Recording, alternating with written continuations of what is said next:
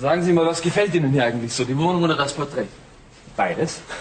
Also mir ist eine lebendige Frau lieber. Sie sollten Kunsthändler sein und nicht bei der Mordkommission. Gehen Sie schon vor und sagen Sie dem Chef, ich komme gleich nach. Ja, ist gut. Bis gleich. Bis gleich.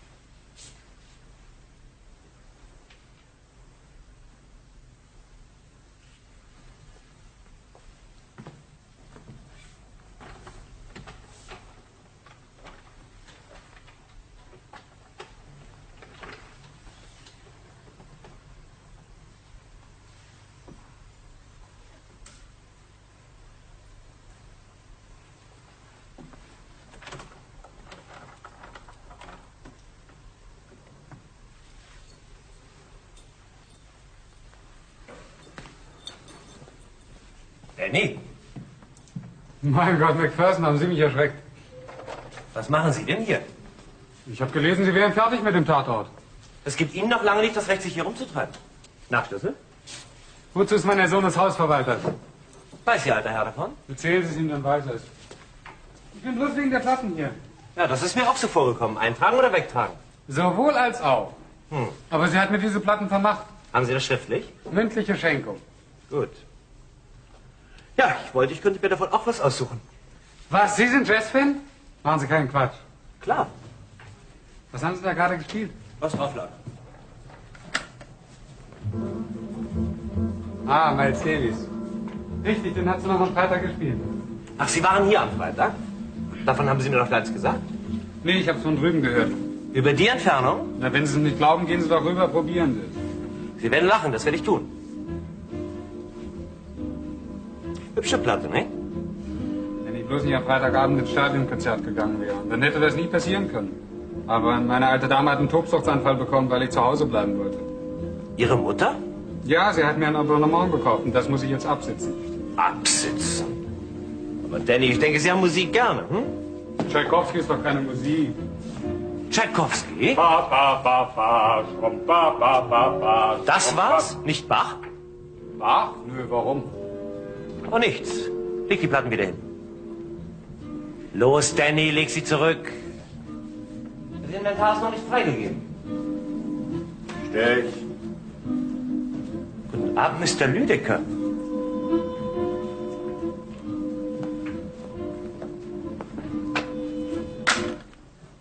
Die Grenze auf ihrem Grab sind noch nicht welk und da sitzt sie schon und spielt diese infernalische Musik. Genau das war ihre Lieblingsmusik. Bedauerliche Entgleisung einer Frau, deren Geschmack sonst unbeirrbar gut war. Und was wünschen Sie hier, Mr. Lüdecker? Ja, dasselbe wollte ich gerade Sie fragen. Ich habe irgendwo gelesen, dass die Polizei den Schauplatz verlassen hat. Sie haben immer noch nicht meine Frage beantwortet. Ich wollte gern ein paar Augenblicke hier mit meinen Erinnerungen allein sein. Aber das scheint mir nicht vergönnt. Wie sind Sie eigentlich reingekommen? Unser junger Freund hier ist einem Taschengeldzuschuss für erwiesene Gefälligkeiten durchaus nicht abgeneigt.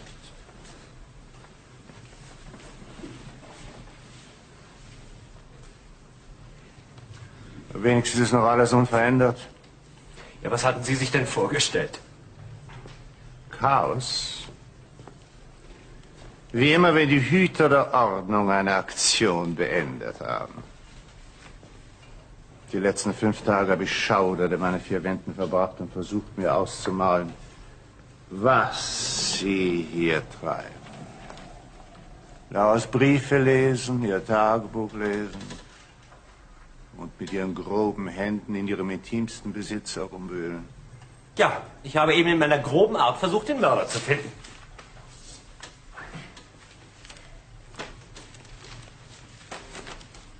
Ja, benutzen Sie auch den Stuhl. Ist besser für Ihr Bein. Donnerwetter, ich bewundere Ihren Scharfblick. Tja. Ich bin von Natur aus sehr scharfsichtig für die Gebrechen meiner Mitmenschen. Es ist kein Gebrechen. Oh, pardon, pardon. Eine ehrenvolle Berufsverletzung. Ja, die Dominik-Bande. Was?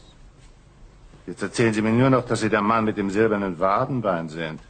Schienbein. Sieh da, sieh da. Mr. Macpherson hat mich also zu einer meiner besten Kurzgeschichten inspiriert. Ich habe sie nie gelesen. Schade, sehr schade. Sie erschien zuerst in einer Illustrierten. Darum dachte ich, Sie hätten sie vielleicht gelesen. Ich habe einmal etwas von Ihnen gelesen, aber nie wieder. Zu intellektuell für Sie? Nein, zu geschwollen. Also Sie schreiben Buchkritiken für diese überaus beliebte Polizistenzeitung? Mr. Lüdecker, für Kriminalisten sind nur Kriminalgeschichten zu intellektuell. Wenn Sie im Beruf auch so schlagfertig wären, dann säße der Mörder Lauras längst hinter Gittern. Ja, wahrscheinlich. Wenn Miss Hans Freunde etwas hilfreicher wären und etwas weniger arrogant. So offen ich gesagt, ich bin außer mir wie zögernd, Sie an diesen Fall herangehen.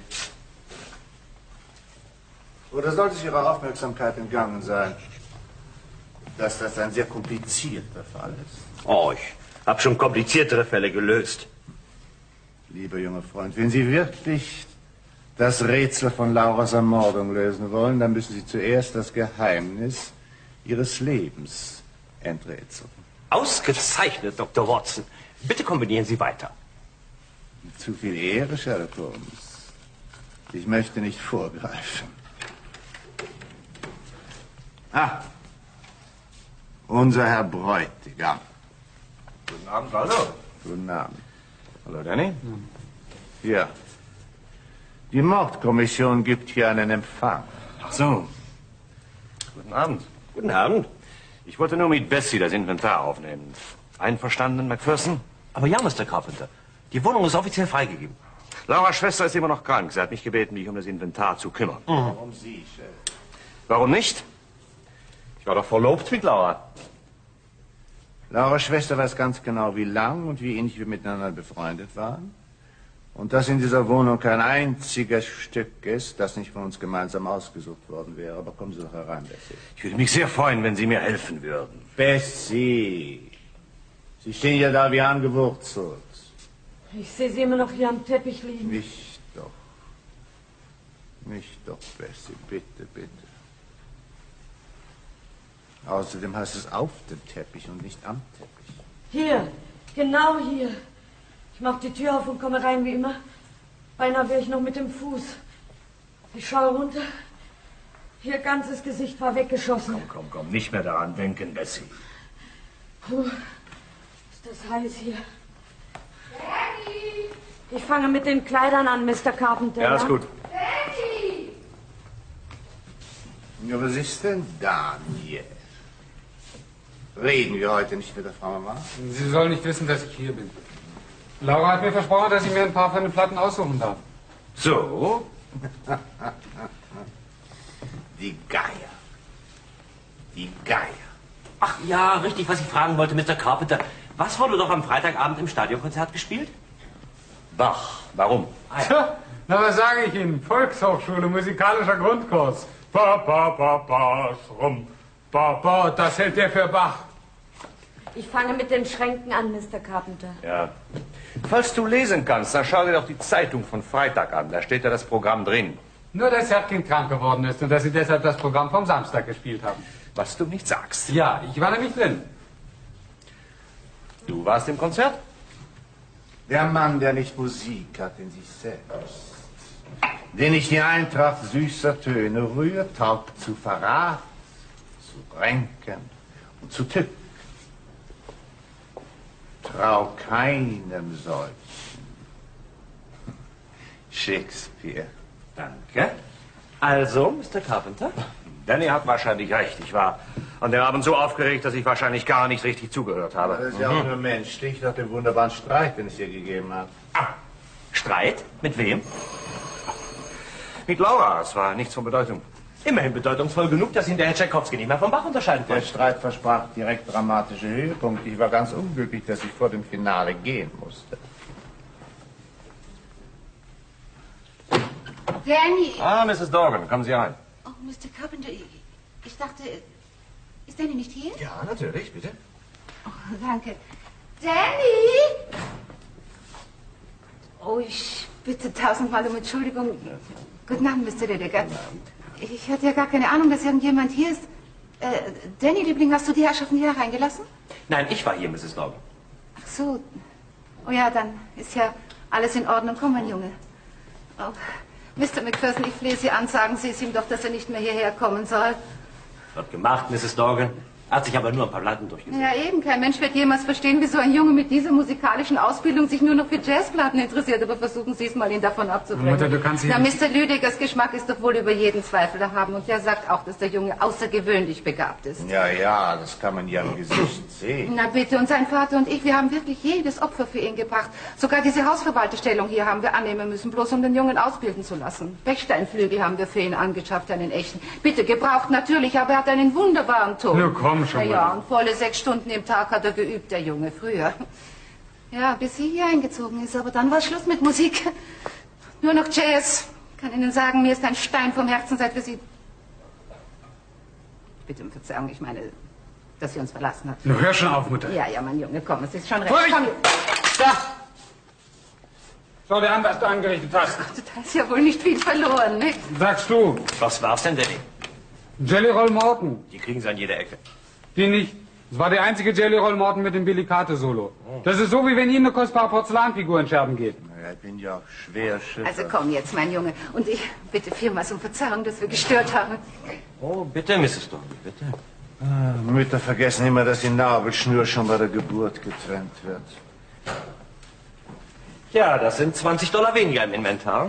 $20? Wie interessant. Die H-Moll-Messe bekommt man schon für 10. Übrigens, diese Vase gehört nicht ins Inventar. Warum denn nicht? Sie hat nie Laura gehört. Ich erinnere mich aber haargenau, dass Sie diese Vase wohlverpackt zu Weihnachten gebracht haben. Aber nicht das Geschenk. Jeden Weihnachtsabend haben wir uns gegenseitig als Leihgabe irgendetwas gebracht, was der andere besonders gern gehabt hat. Das war so eine Art von Tradition zwischen uns. Sind Sie sicher, dass Sie diese Tradition nicht gerade jetzt erfunden haben? Die Vase gehört zu meiner Sammlung und da wird sie auch bleiben. Ich kann es beweisen. Ich habe das Pendant dazu bei mir zu Hause. Ich würde trotzdem empfehlen, dass die Vase hier bleibt. Der Nachlass von Miss Hunt ist gerichtlich noch nicht registriert. Auch Shelby, als Nachlassverwalter wird es Sie sicher interessieren, dass mein Kunsthändler mir heute erzählt hat, es habe sich bereits ein Käufer für Lauras Porträt gefunden. Für das Bild? Oh nein. Das behalte ich. Hat Miss Hunt eigentlich wirklich so ausgesehen? Oh ja. Sie ist haargenau getroffen. Ihre ganze Wärme, ihre ganze Vitalität. Sinn. Sieht darauf aus wie ein albernes Mannequin, was sie zurzeit natürlich auch war. Das ist eine Lüge und Sie wissen Das das. ist keine Lüge. Laura hatte viele Gesichter, sie war sehr impulsiv. Sie war ein Mensch voller überraschender Emotionen. Und wenn sie nicht so freigebig mit sich selbst gewesen wäre, so großzügig... Aber gerade das gefällt mir besonders an ihr. Ah. Sie haben sie doch gar nicht gekannt. Immerhin habe ich die letzten 5 Tage sozusagen mit dieser jungen Dame gelebt. Nun hören Sie mal zu, McPherson. Erstens mal Kein überhaupt... Grund zur Aufregung, Herr Bräutigam. Es ist doch nur eine Intimität aus zweiter Hand. Durch die man einen Menschen allerdings oft besser kennenlernt als durch sogenannte intime Beziehungen. Ich habe das leise Gefühl, Sie interessieren sich mehr für die Ermordete als für den Mörder. Mr. Carpenter, ich bin jetzt hier fertig. Ich fange jetzt mit den Schränken an. Ja, ist gut. Jedenfalls, ob es Ihnen gefällt oder nicht, das Bild behalte ich. Wenn er dieses elende Machwerk nur schon aus dem Haus nehmen würde. Haargenau betroffen. Der Mann hat ja keine Ahnung von ihr. Oh. Immerhin hat er sie doch gut genug gekannt, um sie wirklich zu lieben. Liebe kann sehr verschieden interpretiert werden. Für den, da ist Liebe doch weiter nichts als ein Reflex. Sie waren doch nicht etwa eifersüchtig? Eifersüchtig?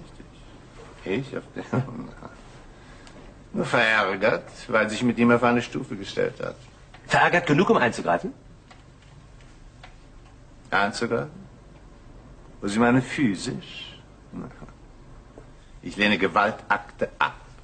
Oh, das sagt gar nichts. Die meisten Mörder tun das. Mein lieber Herr, wenn ich jemanden aus der Welt schaffen will, dann tue ich es mit Worten. Mr. Lüdiger, Sie sind ein brillanter Poseur. Ja, natürlich bin ich das. Bitte, Mr. McPherson, helfen Sie mir mal mit der Schachtel. Aber selbstverständlich, Bessie. Aber nein. Denken Sie doch an Ihr Bein. Lassen Sie mich das doch machen. Bitte mit Vergnügen, Mr. Lüdiger. Bessie, warum rufen Sie mich nicht? Da oben im obersten Fach, ich komme nicht so hoch rauf. Na schön. Danke. Moment.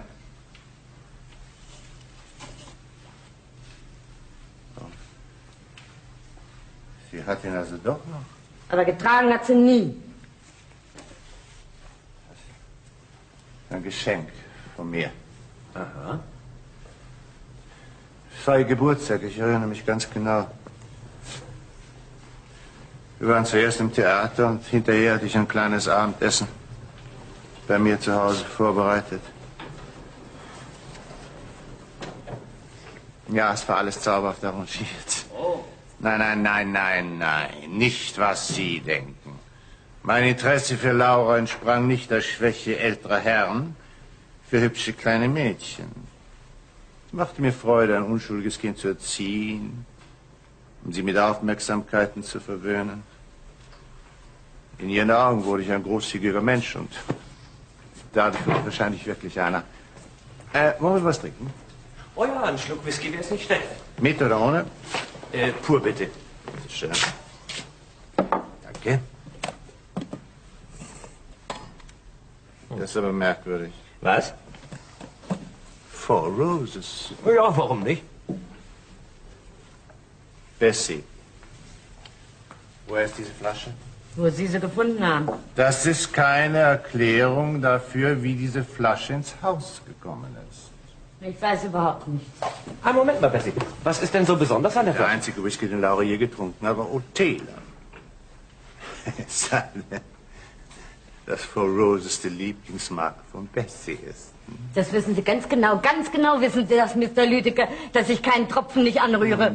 Nicht mehr. Und außerdem, dann stünde ja die Flasche überhaupt in der Küche. Woher soll ich wissen, dass sie nicht in der Küche war? Och, die war nicht mal in der Nähe von meiner Küche. Wo denn? Wo Sie sie gefunden haben. Wie oft soll ich Ihnen das noch sagen? Vorsicht, Bessie. Sie sprechen mit einem Polizisten. Na und? Vor denen habe ich mich noch nie gefürchtet. Wir haben als Kinder gelernt, auszuspucken, wenn einer vorbeigeht. Spucken Sie ruhig, Bessie, wenn sich's beruhigt. Aber jetzt sagen Sie mir, wann Sie die Flasche gefunden haben. Keine Ahnung. War sie am Weiß Freitag von schon hier? nichts. War sie Freitag schon hier? Nein. Wen wollen Sie decken? Bessie, wenn Sie jetzt nicht reden wollen, werden Sie später müssen. Also, wen wollen Sie decken?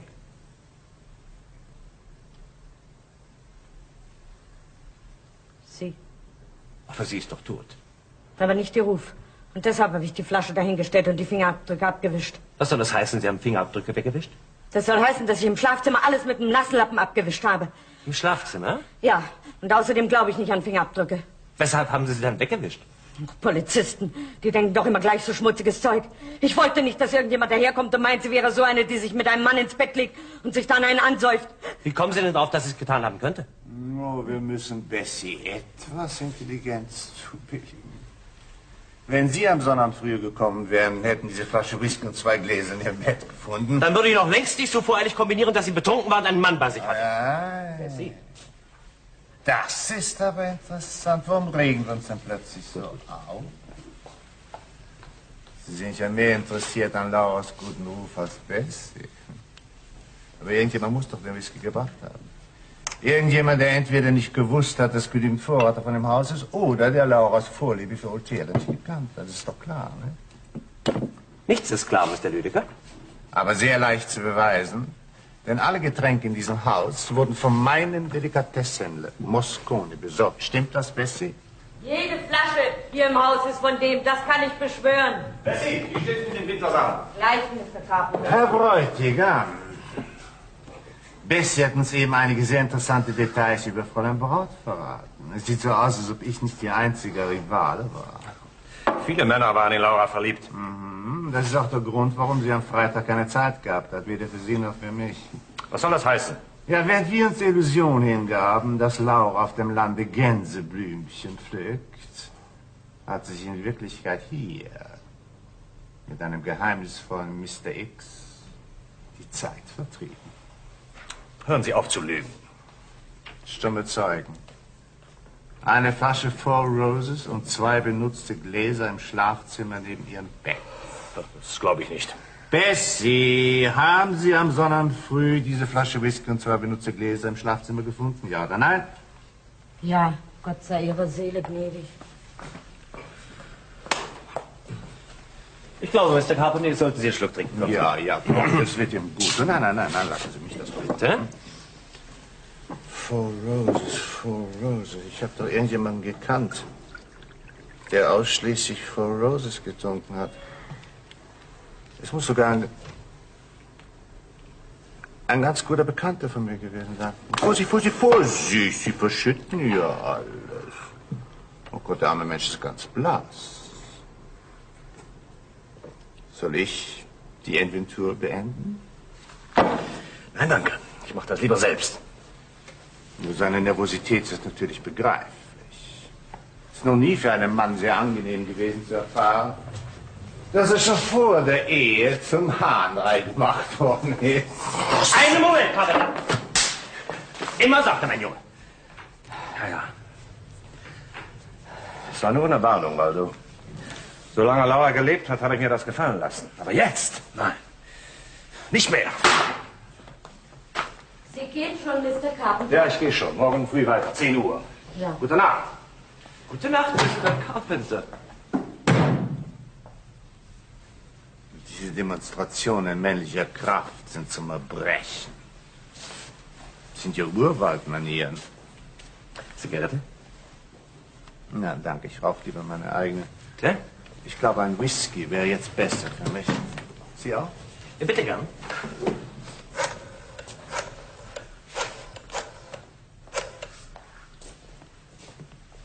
Hier ist McPhersons, der Chef da? Bitte, Mr. McPherson, Sie sagen den doch Keine nicht. Sorge, bitte. Hallo, Hendricks? Ja, McPherson, hier Hendricks. Was gibt's? Wir warten schon eine halbe Stunde auf Sie. Ich bin noch in der Wohnung von Miss Hunt. Einer von unseren Leuten soll Carpenter folgen. Gut, Olsen ist gerade noch da. Wo ist Carpenter jetzt? Ist gerade weggegangen. Wird wahrscheinlich in einigen Minuten im Athletikclub sein. In Ordnung. Was gibt's Neues? Oh, nichts Besonderes. Bis gleich. Dann werde ich jetzt auch verschwinden. Ja, gute Nacht, Bessie. Gute Nacht. Gute Nacht, Bessie. Gute Nacht. Sie haben Carpenter verdacht? Oh, mir ist jeder verdächtig. Nicht ganz lupenrein, dieses Konzertalibi. Hm? Ihres ist auch nicht viel besser. Ich habe das gar nicht versucht, dann zu konstruieren. Ah ja, richtig. Sie haben ja in der Badewanne gelegen und Heine rezitiert. Und gesungen. Oh. Ja, das ist eine alte, ehrwürdige Angewohnheit von mir. Wenn ich in deine Augen sehe, dann schwindet all mein Leid und also morgen früh werde ich natürlich grün und blau sein. Keine Sorge, er hat Sie nur leicht getätschelt. Haben Sie eine Ahnung, wie delikat meine Haut ist? Doch wenn ich küsse deinen Mund, dann bin ich ganz und gar. Haben Sie eigentlich Shelbys Gewehrsammlung gesehen? Gesund. Oh, schönen Dank, Dr. Watson. Aber die Unterlagen im Lagerhaus beweisen, dass im letzten halben Jahr nicht eine der Waffen berührt worden ist. Aber, Sherlock Holmes, sicher kann man so ein Gewehr auch besitzen, ohne es ins Lagerhaus zu bringen, ne? Ausgerechnet so ein vorsinnflutliches Exemplar? Das sieht nun Carpenter gar nicht ähnlich. Wir wissen aber, dass es sich um eine antike Waffe gehandelt haben muss. Oder um eine Flinte mit abgesägtem Lauf. Abgesägtem Lauf? Ja, Wie kommen Sie da? durch die Steuer. Ah, ja. Ach, schrecklich. Arme Laura. Sie war sofort bewusstlos. Sagen Sie, was hat sie eigentlich in Shelby gesehen? Stimme des Blutes. Taumel der Sinn. Le Diablo corps. Trotzdem. Muss eine Dame gewesen sein. Sehr interessant. Sagten Sie Dame? Ja, das auch. Auf jeden Fall war sie viel interessanter, als die Geheimnisse ihres Schlafzimmers vermuten lassen. Kannten Sie sie so gut? Ich? Ich habe sie geliebt. Viele, viele Jahre. Im gewissen Sinne war sie mein Geschöpf. Unter meinen Händen erblühte sie zu einer bezaubernden jungen Frau. Und ihr ganzes Leben war das Abbild meiner Wünsche, meines Geschmacks, meiner Vorlieben und meiner Vorurteile. Wozu tragen Sie dieses Ding eigentlich? Den Stock? Ja. Oh, den habe ich mal in Dublin gefunden. Soll einem irischen Baron gehört haben, der wegen seines Jähzorns legendär war. Sicher hat er mit seinen Bauern die Schädel eingeschlagen. Reizend. Ja, haben Sie was gegen den Stock? Ich finde es affektiert, mit sowas herumzulaufen. Und ich finde es affektiert, mit Ihrem Bein ohne Stock herumzulaufen. Ja, so haben wir alle unsere kleinen Eitelkeiten. Sicher, sicher. Ja. Waren Sie eigentlich immer verheiratet? Nein. Ja, das habe ich mir gedacht. Ah, wieso? Ja, weil Ihr Interesse für Laura doch nicht nur beruflicher Natur zu sein scheint. Oh, um das Rätsel von Lauras Ermordung zu lösen, müssen Sie erst das Geheimnis Ihres Lebens enträtseln. Ich zitiere Waldo Lüdecke. Und warum waren Sie nicht verheiratet? Ich habe eben nie die richtige gefunden. Oder wenn, dann war sie immer schon vergeben. Sehr interessant. Diese Leidenschaft für das Unerreichbare. Haben Sie Angst vor der Frau? Aber nein. Oh, in Jamaika und Richmond Hill, da hatte ich sehr gute Presse als Herzensbrecher. Aha, also hübsche kleine Mädchen, ne? Hm? Muntere Bienen. Eine war so munter, die hat sogar mal einen Fuchspelz aus mir herausgeschlagen. Ach, erschüttert das Ihre Theorie über mich? Nein, nein, Laura gehört doch in eine ganz andere Kategorie. Wie meinen Sie das? Na ja, Ihre munteren kleinen Bienen waren ja wohl lebendig. Darum war der erotische Eindruck auf Sie auch nur so flüchtig. Aber Laura ist tot. Unerreichbar. Mr. Lüdecke, wollen Sie damit etwa andeuten, dass... Gottes Tierreich ist groß. Mein Gott, Sie sind pervers und widerlich. Bin ich das? Bin ich das wirklich?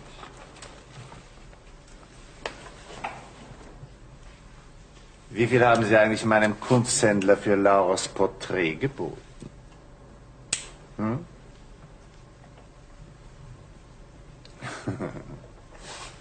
Guten Abend. Ich hoffe nur, dass es nicht mehr regnet. Es etwas auf der Welt gibt, das ich nicht ausstehen kann, dann ist es der Geruch von feuchter Wolle.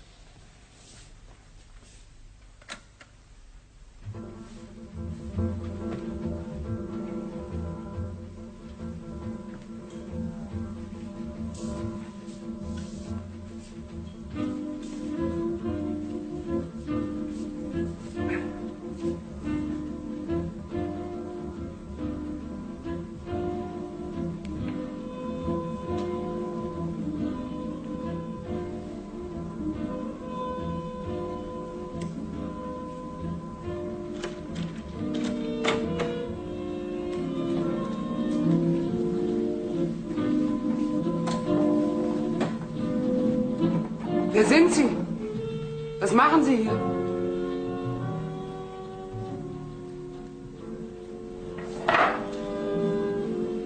Wenn Sie nicht sofort weggehen, rufe ich die Polizei. Ich bin die Polizei.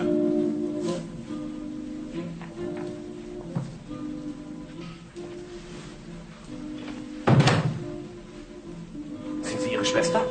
Wessen Schwester? Laura Hans Schwester. Ich bin Laura Hand. Was wollen Sie hier? Ich habe gefragt, was Sie hier wollen.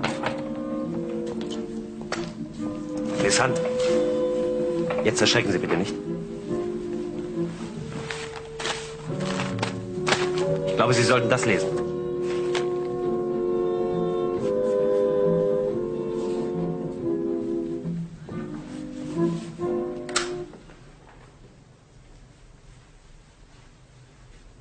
Um Gottes Willen. Das ist ja grauenhaft. Oh Gott, die Joyce. Wer? Joyce, ich hatte ihr übers Wochenende meine Wohnung überlassen. Wer war sie? Joyce Madden, eine Freundin von mir, ein Mannequin. Und Sie haben nichts davon gewusst? Wie sollte ich? Ich war auf dem Land. Mein Radio war kaputt und ich habe keine Zeitung gesehen. Wieso schreiben die hier, dass ich es war? Sie war unkenntlich. Das Gesicht war weggeschossen. Sie hatte etwa ihre Figur, sie hatte ihre Haarfarbe, trug ihren Morgenrock, ihre Pantoffel. Ihr Dienstmädchen hat sie identifiziert. Das ist ja grauenhaft. Also Joyce Madden. Ja. Es war so heiß am Freitag. Und sie lebte in einem grässlichen kleinen Zimmer. Und da dachte ich, sie wäre froh, einmal hier zu sein. Wer war es denn? Das wissen wir noch nicht. Ja, und warum? Warum sollte irgendjemand die Joyce...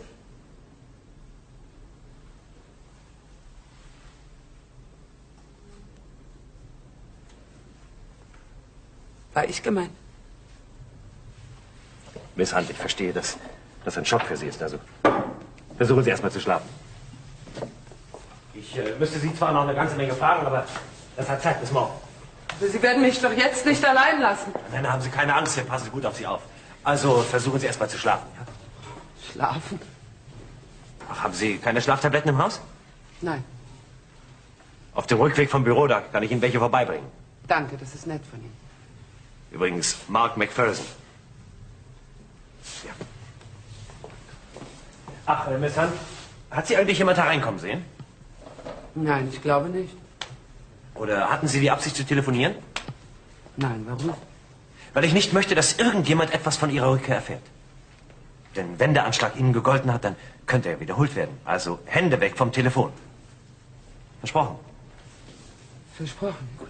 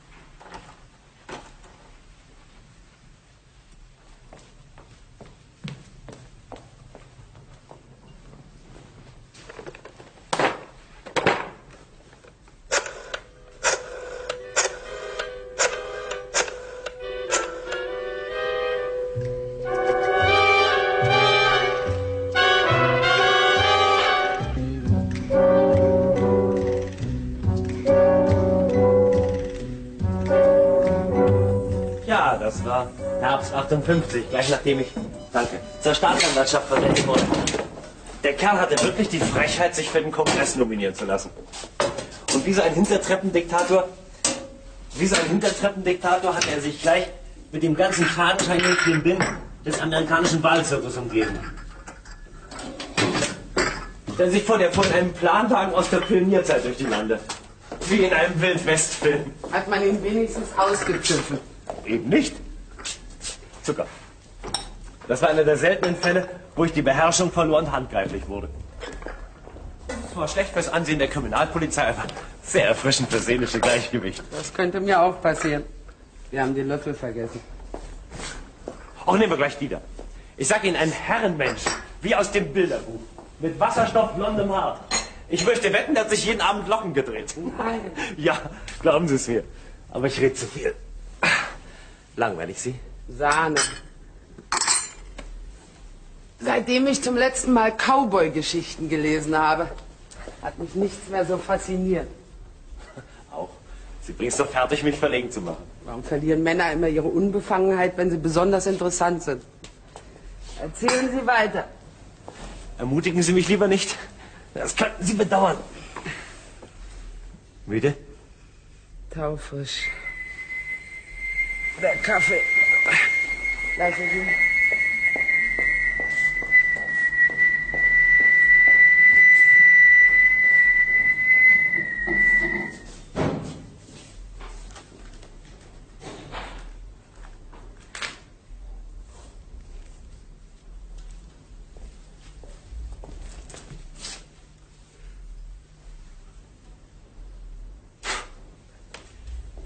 Wissen Sie, wie spät es ist? Erschrecken Sie mich nicht.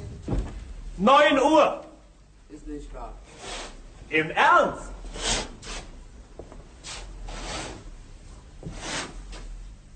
Ist Ihnen klar, dass wir eine ganze Nacht durchgequatscht haben? Mir hat es Spaß gemacht. Das mit den Schlaftabletten war wieder mal ein besonders genialer Einfall von mir. Volle 10 Stunden habe ich geredet. Eine reife Leistung.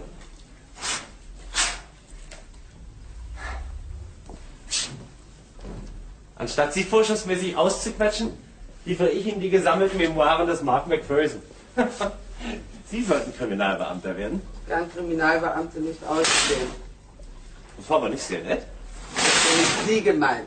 Ein bisschen Menschenkenntnis müssen Sie mir schon zutrauen. Vielen Dank, Eva. Allerdings beschränkt sich meine Bekanntschaft mit Kriminalbeamten auf die einschlägige Literatur. Ich habe mir immer vorgestellt, das sind lauter Sadisten, die überhüllt von so Menschen herfallen und mit Gummiknüppeln Geständnisse herausprügeln. Wo wollen Sie glauben, dass ich nicht so bin? Weil Sie Humor haben. Außerdem, die großen Tiere, denen Sie auf die Schliche gekommen sind, haben es verdient. Es lag, so möchte man sagen, im allgemeinen Interesse. Das Interesse war so allgemein, dass ich prompt zur Mordkommission strafversetzt wurde, weil ich einem zu großen Tier auf die Spur gekommen war. Ist Ihnen aufgefallen, dass wir uns durch die Tasten eines ganzen Kaffeeservices durchgetrunken haben? Wenn das so weitergeht, müssen wir aus Gläsern trinken. Könnte die Tassen natürlich auch abwaschen. Nein, was ich hasse, ist die Sorte Kriminalbeamte, die aus purer Neugier ihre Nase in die Privatangelegenheiten anderer Leute stecken. Und was glauben Sie, tue ich hier? Sie versuchen herauszubekommen, wer mich umgebracht hat. Nach all den großen Staatsaffären, die Sie bearbeitet haben, waren Sie bestimmt nicht sehr erbaut über so einen Bagatellfall. Stimmt. Aber nur so lange, bis ich anfing, mich für das Opfer zu interessieren. Das sagen Sie sicher zu jeder Leiche. Na, Leiche ist doch vielleicht nicht ganz der richtige Ausdruck. Ja, aber das bringt mich drauf, dass wir immer noch nicht der Reihe nach festgestellt haben, was Sie am Freitagabend getan haben. Um nun doch noch ein bisschen zu schnüffeln. Haben wir noch Zigaretten? Ja. Bitte? Schnüffeln Sie. Sie und Carpenter hatten da am Freitagnachmittag einen Streit. Worum ging's denn da? Hat er es Ihnen nicht erzählt? Ich möchte es gerne von Ihnen hören. Um nichts Wichtiges. Oh, immerhin war er danach so durcheinander, dass er Tschaikowski nicht mehr von Bach unterscheiden konnte. Das konnte er nie. Also? Also was? Ach so, der Streit. Ja, es ging um uns. Er stellte mir das übliche Ultimatum. Entweder Mrs. Carpenter oder Karriere. Und er verlangte natürlich, dass Sie bedingungslos das Glück wählen, Mrs. Carpenter zu werden. Hm? Aber ich habe mich doch längst entschieden. Warum soll ich deshalb meinen Beruf aufgeben? Shelby hat $150 in der Woche. Und was hat das damit zu tun? Ich verdiene 400. Warum sollen wir von $150 in der Woche leben, wenn wir 550 haben können? Können Sie mir einen vernünftigen Grund sagen? Nein. Aber er, es ist unvereinbar mit den Ehrbegriffen seiner Kreise. Er kann natürlich nicht aus seiner Haut heraus. Er hängt an seinen Prinzipien. Aber ich kann auch nicht aus meiner Haut heraus. Und ich hänge an meinem Beruf. Es gibt Frauen, die können zu Hause sitzen und sticken. Ich nicht. Ich schreibe anerkannt gute Werbetexte und meine Firma geht ausgezeichnet. Ich weiß, das Ganze ist völlig albern. Aber nicht für einen Mann, der sich so wahnsinnig ernst nimmt wie Shelby. Die Frage für mich war, ob ich bleiben will oder eine Gnädige werden soll. Und deshalb haben Sie Mr. Lüdeger am Abend versetzt? Shelby und ich haben 2 Stunden miteinander gestritten und ich werde ungenießbar, wenn ich böse bin. Warum sollte ich das Waldo ausbaden lassen? Ein geistreiches Bonmot von ihm und ich wäre ihm ins Gesicht gesprungen. Da sind Sie also lieber gleich aufs Land gefahren? Ja. Mit dem Zug um 5:15 Uhr. War jemand im Zug, den Sie kennen? Nein. Auf dem Bahnhof? Nein. Wie sind Sie zu Ihrem Landhaus gekommen? Zu Fuß. Und hat Sie seitdem irgendjemand gesehen? Nein. Nein. Haben Sie 5 Tage lang gefastet? Gemüse ist im Garten, Konserven in der Speisekammer. Milch kann ich nicht riechen.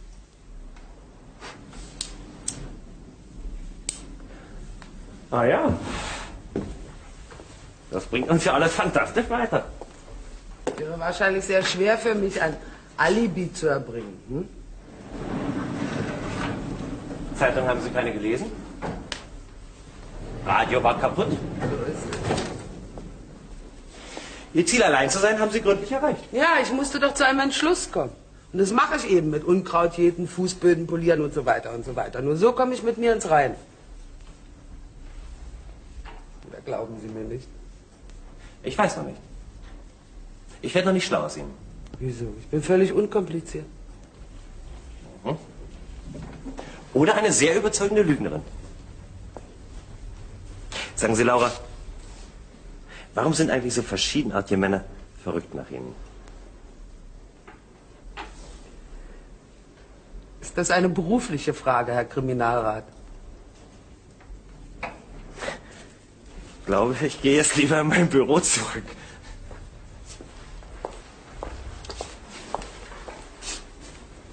Oh, verdammt. Wenn Sie wollen, können Sie sich hier rasieren. Ich kann auch unterwegs zu einem Friseur gehen. Apparat liegt im Badezimmer. Ist ja ganz wie zu Hause. Danke.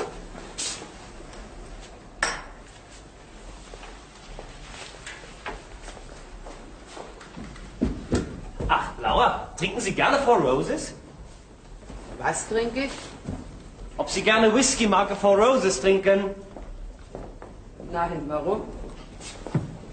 In Ihrer Bar steht eine Flasche davon.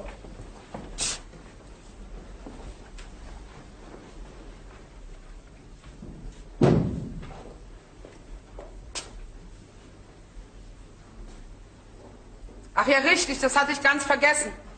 Vor ein paar Wochen waren Freunde hier zum Abendessen, da habe ich ihn besorgt. Es ist Ihre Lieblingsmarke. Haben Sie auch bei Mosconi gekauft? Nein, irgendwo in der 42. Straße.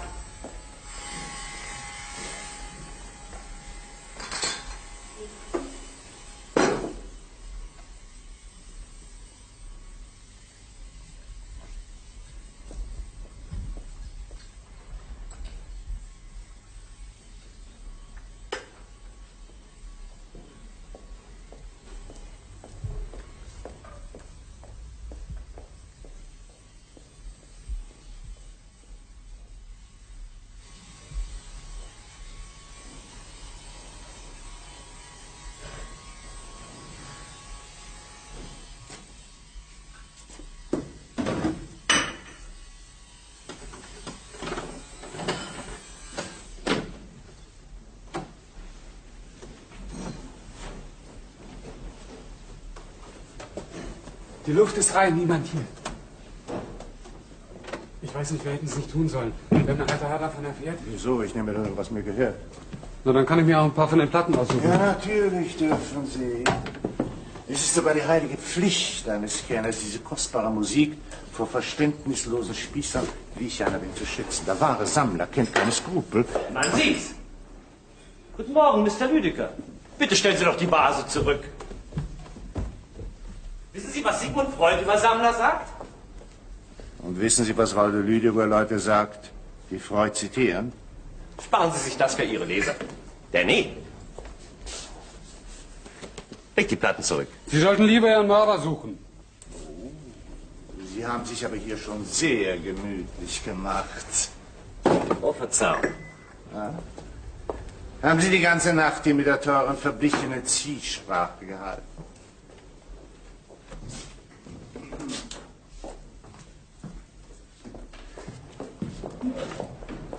Guten Morgen, Waldo.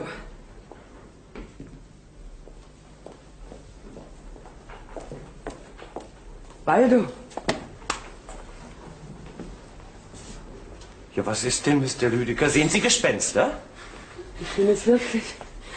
Setz dich doch! Mr. Lüdecker, ich bitte Sie, sie ist hier lebendiger als Sie. Um Gottes Willen, ihm ist wirklich schlecht. Holen Sie schnell ein Glas Wasser. Komm, hier, nimm ein Koramin. Entschuldige. Entschuldige, wir hätten dich vorbereiten sollen. Es war Joyce. Sie war hier übers Wochenende. Hast du wirklich geglaubt, ich bin tot?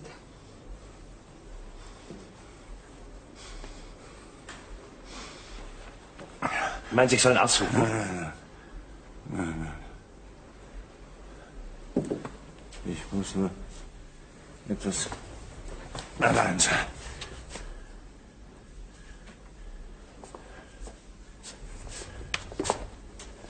Geh doch auf in mein Schlafzimmer.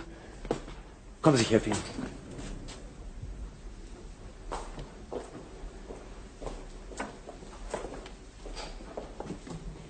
Kann ich dir noch etwas bringen?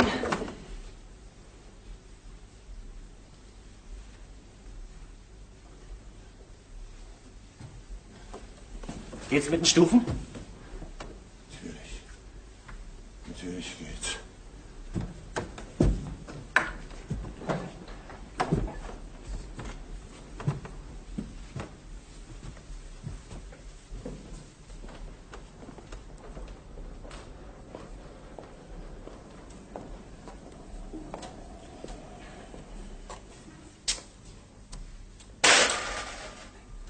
Mein Gott, Laura, Tu mir den Gefallen, fang jetzt du nicht auch noch an.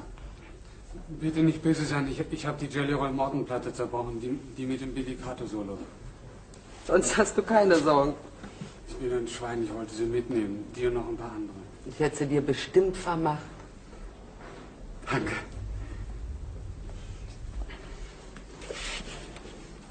Sie können sich nicht vorstellen, wie schrecklich es die letzten Tage für mich war, hier raufzukommen. Warst du sehr traurig.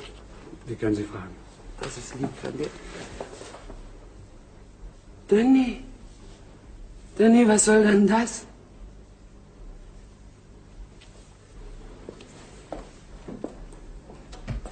Wieso? Ach, Sie glauben, ich komme nur Musik hören. Der liebe kleine Junge, der ist ja so begabt, aber sonst? Schließlich bin ich doch ein Mann. Und wenn Ihre Schießbudenfiguren hier erscheinen, dann wird der liebe kleine Junge weggeschickt. Wie letzten Freitag. Und wie lange haben Sie eigentlich geglaubt, werde ich das aushalten? Danny, schrei nicht so, das passt nicht zu dir. Ich habe mich immer gern mit dir unterhalten. Du hast sehr viel Sinn für Musik. Ach, wie rührend. Aber es ist Ihnen nie eingefallen, dass ich etwas empfinden könnte. Interessiert Sie ja auch gar nicht. Da hätte ich doch...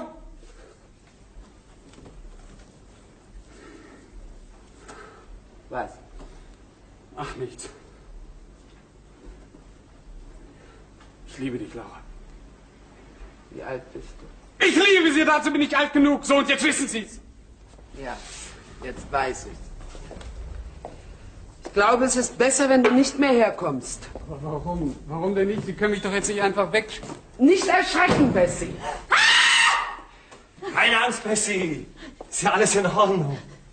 Komm, es ist wirklich Misshandlung. Sie kann es doch nicht sein. Ich habe sie doch gesehen. Ich habe sie doch hier liegen sehen. Sie hat Ihre Wohnung hier mal angehört. Schon gut, Danny. Aber ich habe sie doch hier auf dem Teppich liegen sehen. Hier, genau. Hier. Ja, richtig, Bessie, richtig. Nur war es nicht Miss Hunt, die Sie gesehen haben. Ja, ich habe doch gesehen, wie man sie im Krematorium verbrannt hat. Bessie, ich werde dir das alles später erklären. Aber jetzt brauche ich erstmal ein Frühstück. Da willst du mich verhungern lassen oder muss ich das Gemüse auf deinem Hut aufessen?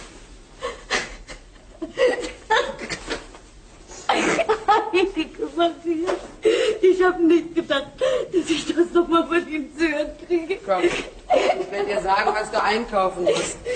Nö. Im Eiskasten ist nur noch ein altersschwacher Bückling.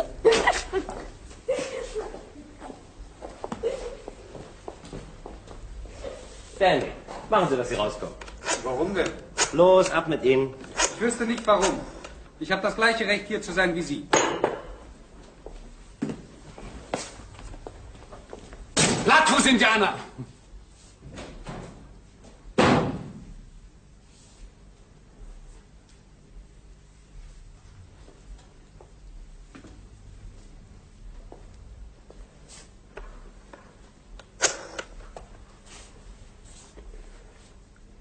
Hier ist McPherson. Ist der Chef schon da? Ja, Hendricks. Morgen, Henrik. Schon so früh im Büro?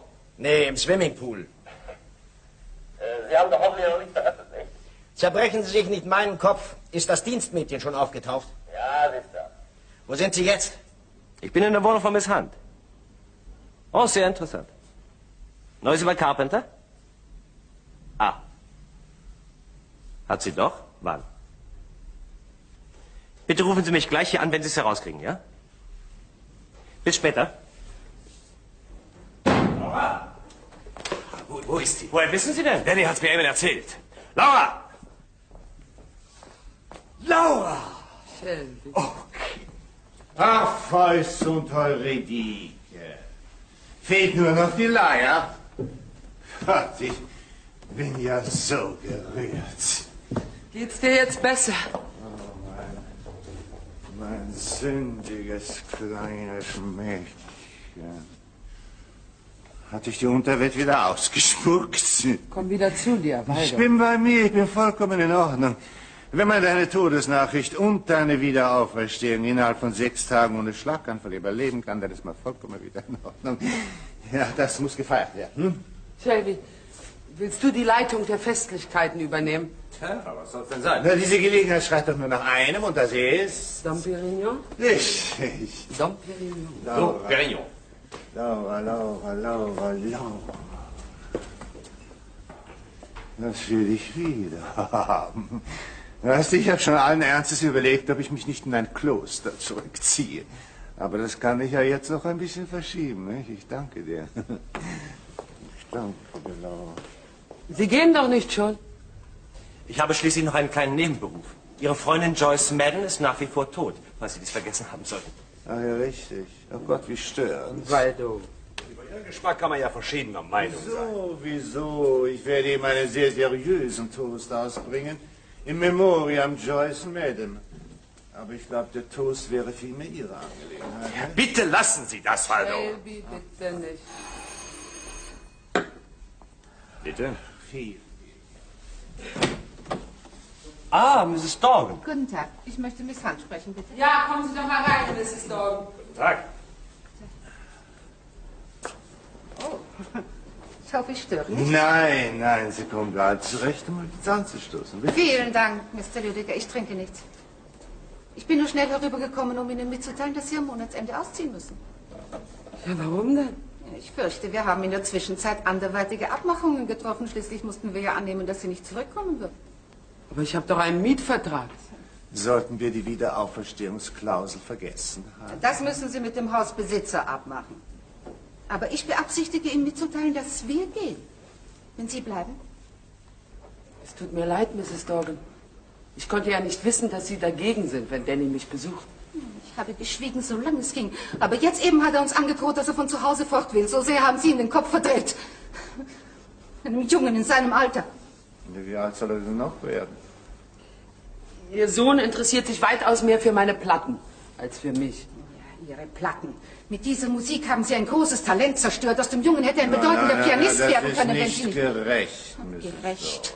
Ist mir vielleicht recht geschehen. Mein ganzes Leben habe ich für dieses Kind geopfert. Meine eigene Karriere habe ich ihm zuliebe aufgegeben. Ich stamme aus einer Künstlerfamilie. Und was bin ich jetzt? Die Frau eines Hausverwalters, die das Stiegenhaus sauber hält, Treppen putzt. Bedauerlich, dass Sie so empfinden. Ich weiß selbst nicht mehr, was ich empfinde. Ich dachte nur... Ich war froh, dass ich von Ihnen endgültig nichts mehr hören und sehen würde. Da kommen Sie zurück. Es tut mir leid, Sie enttäuscht zu haben.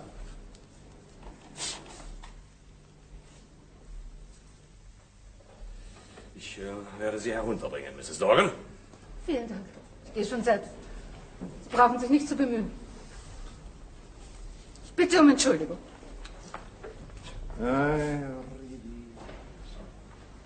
Ist ja reizend. Ja, ich glaube, jetzt können wir alle einen Schluck vertragen.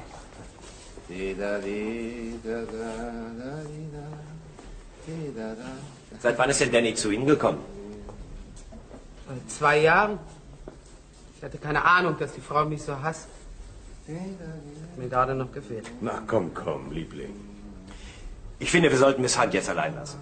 Sie braucht etwas Schlaf. Ja, bitte. Ruh dich erst mal gut aus. Aber mein Glas darf ich noch austrinken? Aber natürlich.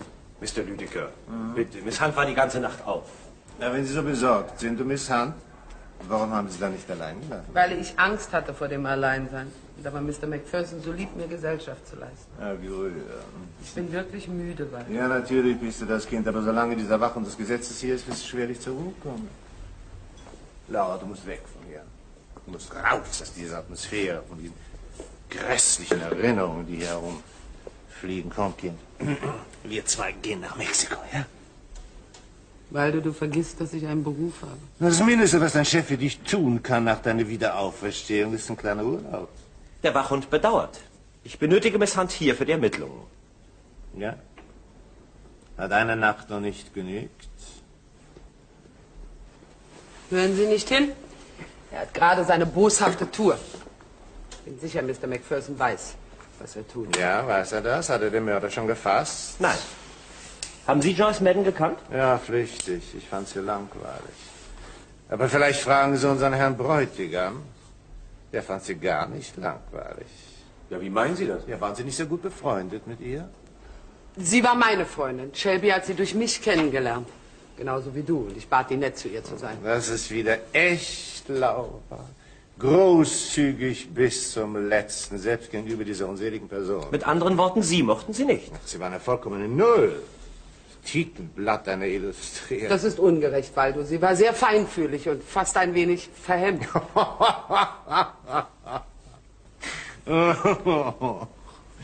Ja, fanden Sie auch so verhemmt? Shelby ist immer höflich zu meinen Freunden, was man von dir nicht gerade behaupten kann.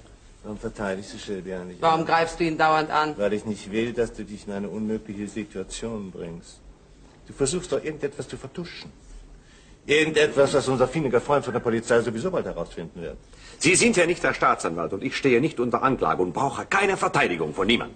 Wenn mich die Polizei ausfragen will, bitte, da stehe ich zur Verfügung. Gut. Wie war Ihre Beziehung zu Joyce Madden wirklich? Wir waren befreundet und ich habe sie gelegentlich ausgeführt. Auf meinen Wunsch. Ach. Als ich Sie heute Nacht nach den Freunden von Miss Madden fragte, haben Sie den Mr. Carpenter erwähnt? Nein, ich hielt es für unwichtig. Waldo macht wie immer aus einer Mücke einen Elefanten. Mutter, hätte ich gerne gewusst, ob du die Beziehung Shelby-Joyce auch am Donnerstag für eine Mücke gehalten hast, in dem Augenblick, als du das ganze Tablett mit den Vorspeisen an den Kopf geschmissen hast. Am Donnerstag? Mit Rücksicht auf Laura halte ich es für besser, wenn Sie mich über diesen Zwischenfall befragen würden. Mr. Carpenter, ich bin sicher, Miss Hunt wird Ihre Situation lieber selber klären. Allerdings. Das Ganze war nämlich sehr einfach. Joyce war ein bisschen angetrunken, das wäre mir an sich gleichgültig gewesen, aber schließlich feierten wir unsere Verlobung. Und sie hat sich ziemlich daneben benommen. Deshalb gab ich ihr eine über den Mund. Das ist doch nicht etwas, was man stolz herum erzählt. Laura war vollkommen im Recht. Ich werde meine Gründe selbst vorbringen. Was dem Recht, Kindchen? Die Szene, die diese unmögliche Person wegen Shelby aufgeführt, war doch widerwärtig. Völlig Blödsinn. Sie beurteilen Sie selbst. Vor sämtlichen Gästen hat diese angetrunkene Person ihre Vorrechte auf Shelby demonstriert. In Wort und Tat. Verdammter Schätz! Ruhig, Blut, Mr. Carpenter. Mr. Lüdecker, ich fürchte, Ihre geistvollen Stilübungen werden Sie eines Tages in ernsthafte Schwierigkeiten bringen. Miss Hunt? Ja, richtig, ich bin ja tot. Ja, am Apparat. Sagen Sie mal, Macpherson, wann werden Sie nun endlich etwas unternehmen? Ich verstehe ja, dass Ihnen die Dame gefällt, aber das ist kein Grund, eine Mörderin frei herumlaufen zu lassen. Ja, zum Teufel, worauf warten Sie eigentlich noch? Ich bin ja jetzt auf der Spur. Ist ja rührend, auf der Spur. Ich glaube, Sie werden immer noch auf der Spur sein, wenn Sie das Geständnis schon in der Zeitung gelesen haben. Auf der Spur, dass ich nicht lache, Sie Menschenkenner. Ist Carpenter dort? Ja, er ist hier. Ah. Er ist... Wann? Interessant. Das müssen Sie mir genau erzählen. Ein paar Kleinigkeiten erzähle ich Ihnen, wenn ich drüben bin. Ja, bis gleich. Neuigkeiten? Nichts von Bedeutung. Ach, Miss Hunt. Während ich gestern im Büro war, da haben Sie doch mit niemandem telefoniert, oder? Nein. Gut. Ja, vielleicht kommen die beiden Herren gleich mit. Mein Bedarf an Mordfällen ist gedeckt. Lassen Sie sie ruhig hier. Gut. Ich hoffe, es ist allgemein klar, dass niemand etwas von Miss Hunts Rückkehr erfahren darf.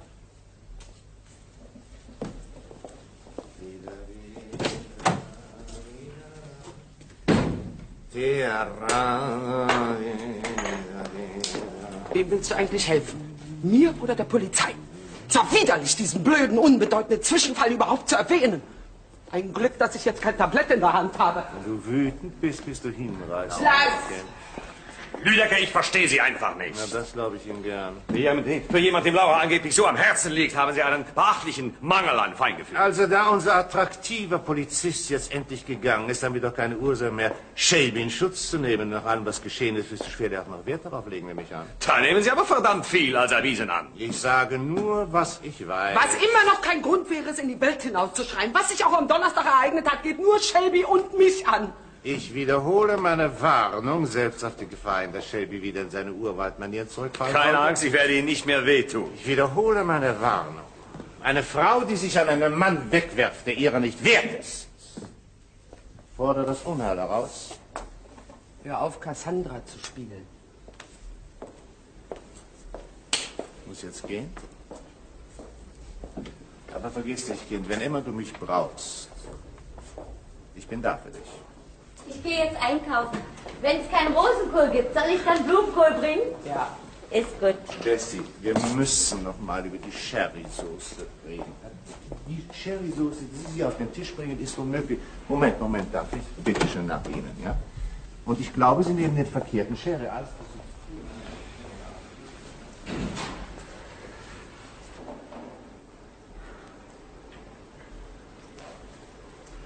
Glaubst du, dass die unser Telefongespräch abgehört haben? Ich habe das Gewehr nicht. Welches Gewehr? Die sind mir nachgefahren. Wohin? Ich habe es erst bemerkt, dass ich kurz vor deinem Landhaus war. Dann war es natürlich zu spät. Wenn die mich fragen, werde ich halt sagen, dass ich aus Sentimentalität hingefahren bin. Und warum bist du wirklich hingefahren? Aber das wolltest du doch. Wie kommst du denn darauf? Lass uns doch nicht Versteck spielen, Laura. Setz dich. Warum hättest du mich denn sonst gestern Abend angerufen? Hm? Um dir zu sagen, dass ich am Leben bin. Ich hielt es für möglich, dass dich das interessiert.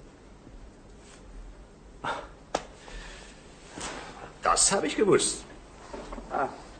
Ich dachte, du wolltest nur vorsichtig sein, weil die sicher mein Telefon überwachen. Woher wusstest du denn, dass ich am Leben bin? Ich wusste, dass es Joyce war. Mit anderen Worten, du warst hier. Sehr anständig von dir, dass du deinen eigenen Whisky mitgebracht hast. Mein Schlafzimmer hast du benutzt. Aber als feiner Mann bist du natürlich nicht so weit gegangen, meinen Whisky zu trinken. Du hast gar keinen Grund, sarkastisch zu sein. Schließlich habe ich für dich gelogen. Ich bin in einer ganz schönen Patsche, weil ich dich decken wollte. Ich dachte, dass ich dich decke.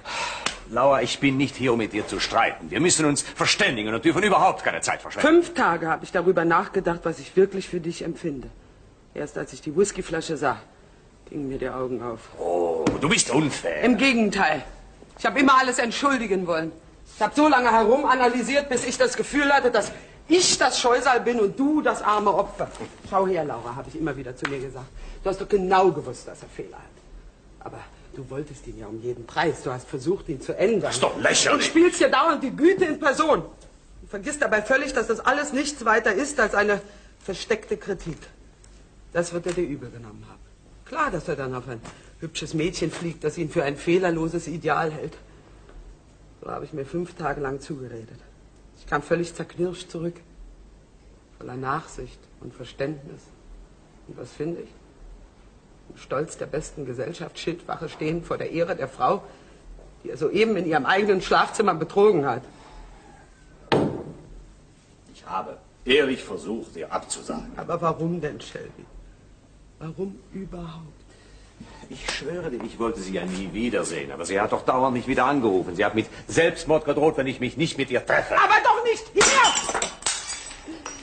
Mit 2 Whiskygläsern neben dem Bett. Joyce war völlig hysterisch. Ich habe ihr gesagt, sie soll sich damit abfinden, dass wir uns nicht mehr sehen können. Na, da hat sie angefangen zu weinen, zu heulen, war völlig außer sich. Na, natürlich habe ich ihr dann ein Whisky gegeben. Da seid ihr nur nebeneinander gesessen und habt Whisky getrunken. Ja, bis es plötzlich geläutet hat. Du machst doch nicht so spannend. Was war dann? Naja, erstens wollten wir gar nicht aufmachen, aber man kann ja von der Straße aus das Licht im Schlafzimmer sehen. Und da habe ich ihr gesagt, sie soll ruhig aufmachen und einfach sagen, dass sie hier übernachtet. Ich bin natürlich im Schlafzimmer geblieben. Wie taktvoll. Es läutete nochmal. Sie ging hinaus. Da hörte ich einen Schuss. Ich raste runter, alles war dunkel. Ehe ich bei ihr war, wurde die Tür von außen zugeschlagen. Ich machte Licht. Es war grässlich. Sie war schon tot. Mein erster Gedanke war natürlich die Polizei. Aber als ich anrufen wollte, da fiel mir ein... Dass es dich kompromittieren könnte, wenn man dich hier finden würde, neben ihrer Leiche in meiner Wohnung. Sehr unangenehm für dich.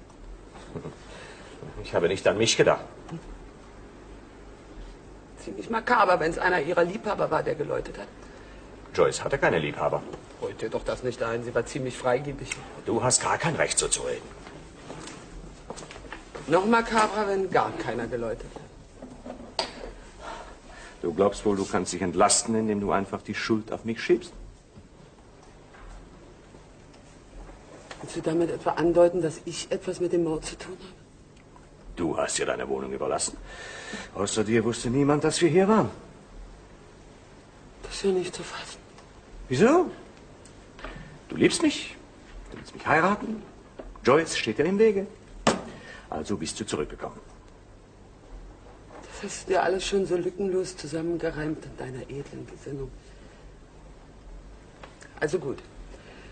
Versuch doch zu beweisen, dass ich es war. Versuch zu beweisen, dass überhaupt jemand geläutet hat. Ja. Hoffentlich hast du ein gutes Alibi für das Gewehr, was ich dir geschenkt habe. Und warum? Weil die Mordwaffe dasselbe Kaliber hat.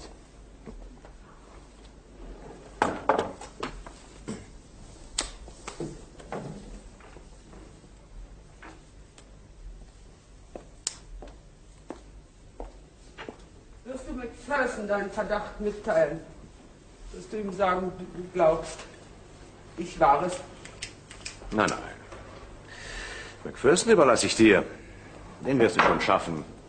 Du musst ja doch nur so weitermachen wie bisher. Den steckst du dir in die Tasche. Hm? Ein Kinderspiel für dich. Die haben auch keinen Blumenkohl gehabt. Da habe ich Spargelspitzen genommen. Ist recht? Ja. Die waren ganz schön erstaunt, wie die mich gesehen haben. So wie die Mäuler aufgerissen haben.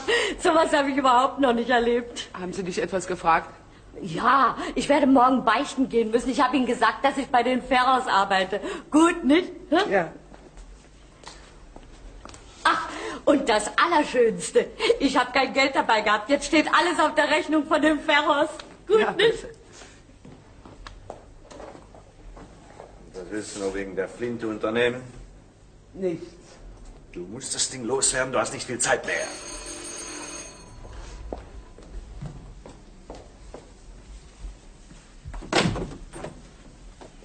Guten Tag, Mr. Guten Tag. Ah, Mr. Carpenter. Immer noch hier? Nein, nein. Ich wollte gerade gehen. Darf ich Sie mit Mr. Olsen bekannt machen? Tag. Das heißt, eigentlich müssten Sie ihn ja kennen.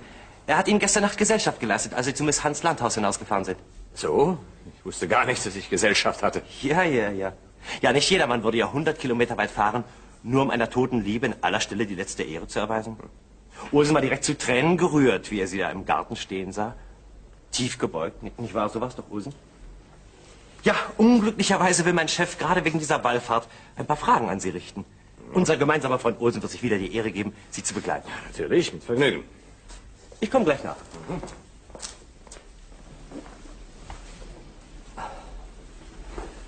Wiedersehen, Liebling. Auf Wiedersehen.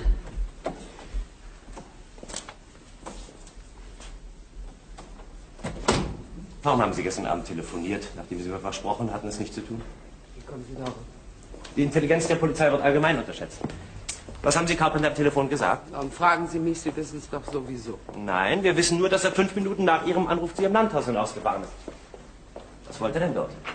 Das weiß ich nicht. Laura, schauen Sie, es ist bestimmt angenehmer für Sie, wenn Sie es jetzt mir sagen, als wenn unsere Leute auf der Polizei es aus Ihnen herausquetschen. Aber ich kann doch nicht sagen, was ich nicht weiß. Billigen Sie doch wenigstens mir etwas Intelligenz zu. Sie glauben, ich lüge. Sagen wir lieber, Sie wollen jemanden decken, genau wie mit der Whiskyflasche. Wir vermuten, dass Carpenter am Freitagabend hier war. Aber 5 Tage lang hat er uns in dem Glauben gelassen, dass Sie ermordet worden seien und nicht Joyce Madden. Ich frage mich, warum. Woher soll ich das wissen? Fragen Sie ihn doch selbst. Aber was Sie ihm gestern Abend am Telefon gesagt haben, das wissen Sie doch noch. Ich habe ihm gesagt, dass ich am Leben bin. Ich hielt es für das Natürlichste auf der Welt. Das ist keine ausreichende Erklärung für seine Fahrt zu Ihrem Landhaus. Muss sie denn überhaupt etwas damit zu tun haben? Jedenfalls muss sie etwas mit dem zu tun gehabt haben, was Sie ihm am Telefon gesagt haben. Denn dass er nicht aus Pietät hinausgefahren ist, dürfte wohl klar sein. Er wusste, dass Sie nicht tot sind. Ich wäre Ihnen sehr dankbar, wenn Sie jetzt aufhören würden, mich auszufragen. Es tut mir leid. Ich bin jetzt wirklich müde. Gut, noch eine Frage und Sie sind mich los. Aber ich weiß doch nicht! Ich weiß wirklich nichts! Laura, ich will Sie doch nicht quälen, aber da ist etwas, was ich wissen muss. Also gut. Ihre Frage. Bitte verstehen Sie mich nicht falsch. Es Ja. ist keine Falle. Ja, bitte. Warum haben Sie Joyce Madden Ihre Wohnung überlassen? Das habe ich ihm bereits gesagt, weil es so heiß war. Ja, aber was Sie mir nicht gesagt haben, ist, dass Sie sie am Tag zuvor geohrfeigt haben. Mit so etwas geht man doch nicht hausieren. Gut, aber man schlägt auch nicht heute jemand ins Gesicht und überlässt ihm am nächsten Tag die Wohnung. Nein, vielleicht nicht, ich schon! Nicht sehr logisch. Ich bin eben unlogisch, das ist mein Fehler. Wenn ich wütend werde, vergesse ich mich vollkommen, sodass es mir hinterher wahnsinnig leid tut. Aber dann falle ich ins andere Extrem und versuche so übertrieben wieder gut zu machen, dass auch das mir hinterher leid tut. Idiotisch. Aber Sie verstehen es vielleicht. Oder glauben Sie mir nicht? Ich möchte schon. Aber Sie tun es nicht. Schauen Sie, Laura, solange Sie in diesem Mordfall das Opfer waren, da habe ich mir eingebildet, Sie recht gut zu kennen. Ich habe mir ein Bild von einer Frau gemacht. Großzügig, voll Wärme, aufrichtig. Ja, und dann kamen Sie zurück und... habe Sie enttäuscht. Ja! Und das tut mir leid. Erst recht, nachdem Sie mich so anständig behandelt haben. Es ist ja auch nur, weil ich das Gefühl habe, dass Sie mich überrannt haben und ich dadurch plötzlich in eine sehr gefährliche Situation geraten bin. Das hatte ich nicht erwartet. Ja, aber ich bin doch Kriminalbeamter! Und wenn ich jetzt zurück in mein Büro gehe, dann muss ich nämlich einen Ermittlungsbericht schreiben für meinen Chef. Und der sieht dann so aus. Miss Laura Hunt ist von unberechenbarem Temperament und offensichtlich bestrebt, ihren Verlobten zu decken. Sie weigert sich, den Inhalt des Telefongesprächs mitzuteilen, das Carpenter veranlasste, eine geheimnisvolle Fahrt zu ihrem Landhaus zu unternehmen. Sie sagt wissentlich die Unwahrheit in Bezug auf die Whiskyflasche, die die Anwesenheit ihres Verlobten in der Mordnacht am Tatort beweist. Am Nachmittag zuvor griff Miss Hunt die Ermordete vor Zeugen tätlich an, Grund begründete Eifersucht, um ihr 24 Stunden später ihre Wohnung zu überlassen. Miss Hunt gibt an, am Freitagnachmittag aufs Land gefahren zu sein und will uns glaubhaft machen, dass sie in einem Zeitraum von 5 Tagen von niemandem gesehen worden sei, dass sie keine Zeitung gelesen habe, dass ihr Radio kaputt gewesen sei. Zufälle über Zufälle. Sie besteht daher nach wie vor auf der Behauptung, dass sie von dem Mord erst gestern Nacht bei ihrer Heimkehr erfahren habe. So wollen Sie das in Ihrem Bericht formulieren. Was bleibt mir denn anderes übrig? Und was meinen Sie wohl, wird mein Chef daraus schließen? Dass ich ein schlechtes Gewissen habe. Ja? Verstehen Sie mich jetzt? Deshalb muss ich jetzt mit Ihrer Hilfe ein richtiges Bild bekommen. Ich gebe zu, dass ich es Ihnen nicht gerade leicht mache. Was meinen Sie, soll ich tun? Hören Sie auf, Carpenter zu decken. Sagen Sie die Wahrheit. Ich möchte ja, aber Sie hören ja selbst, wie das dann in Ihrem Bericht klingt. Also, was haben Sie Shelby am Telefon gesagt?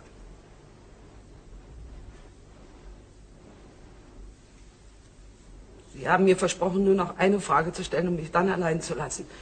Ich wäre Ihnen sehr dankbar, wenn Sie jetzt gehen würden.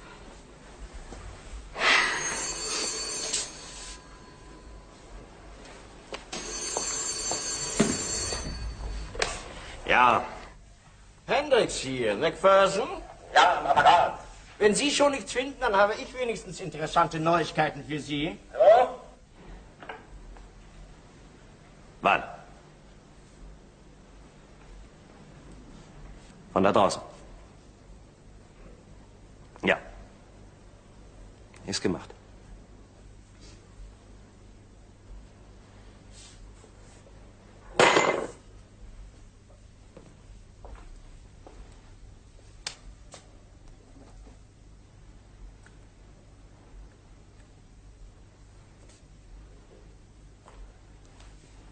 Miss Hunt? Miss Hunt!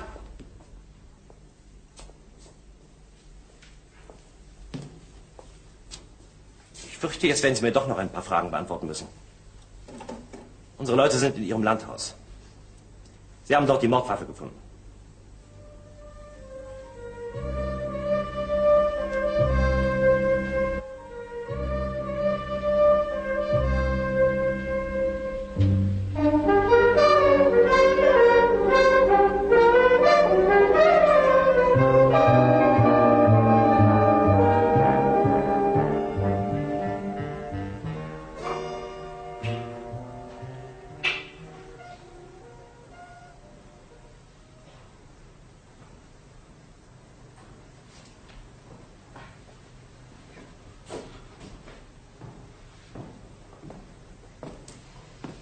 Bessie? Ja? Schon aufgewacht? Nein. Warum hast du mich so lange schlafen lassen? Haben wir noch irgendwo Kaffee? Ich bin noch gar nicht richtig bei mir. Das Essen ist schon seit über einer Stunde fertig. Aber Sie haben so schön geschlafen, dass ich nicht das Herz gehabt habe, Sie aufzuwecken. Wollen Sie nicht lieber eine schöne heiße Brühe? Nein, ich kann jetzt nichts essen. Mach mir nur einen Kaffee. Aber sie ist wirklich prima. Kaffee. Wie Sie wünschen. Aber der wird Ihren Appetit verderben. Na, mein Magen ist es ja nicht. Ach, Mr. McPherson hat angerufen. Was wollte er denn? Zweimal sogar. Aber er hat gesagt, ich soll Sie nicht stören, wenn Sie noch schlafen. Steht der Polizist immer noch draußen? Mhm. Der mit dem roten Gesicht ist um 6 Uhr weggegangen. Jetzt ist der andere wieder da. Mit dem komischen Hut. Aha. Ich glaube, dem gefallen Sie. Wem? Dem Mr. McPherson. Dem haben Sie schon gefallen, als Sie noch tot waren. Immer wieder hat er Ihr Bild angehimmelt. Wollen Sie eigentlich immer noch Mr. Carpenter heiraten? Ich weiß nicht. Also mir gefällt Mr. McPherson. Das ist ein richtiger Mann. Sehen Sie sich da dagegen Mr. Liedecker an. Sherry in Rahmsoße. Der ist doch nichts anderes wie eine alte Jungfer. Na, Mr. Carpenter ist ja ein ganz netter Junge, aber genau genommen ist er auch nichts anderes wie ein Säugling in langen Hosen. Verehrtest, ich bin einmal von zu Hause weggelaufen, weil meine Mutter genauso geredet hat. Und jetzt schaut sie von oben auf sie herunter und schüttelt den Kopf. Gott hab sie selig. Vielleicht ist er's.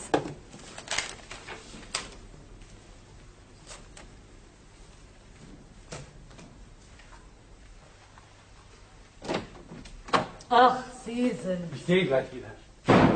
Ich habe eine Überraschung für Sie, Miss Hunt. Sie dürfen raten, was? Muss ich. Jelly Roll Morton. Die ich zerbrochen hatte. Wo hast du denn die aufgetrieben? Neue Quelle hat mir McPherson verraten. Wussten Sie, dass er auch scharf ist auf Jazz? Kein Mensch ist ohne Fehler. Jetzt habe ich wenigstens kein schlechtes Gewissen mehr, dass ich Ihre zerbrochen habe. Wie viel hat sie denn gekostet? Das ist meine Sache. Wollen Sie sie hören? Offen gesagt, nein. Nur einmal. Also gut.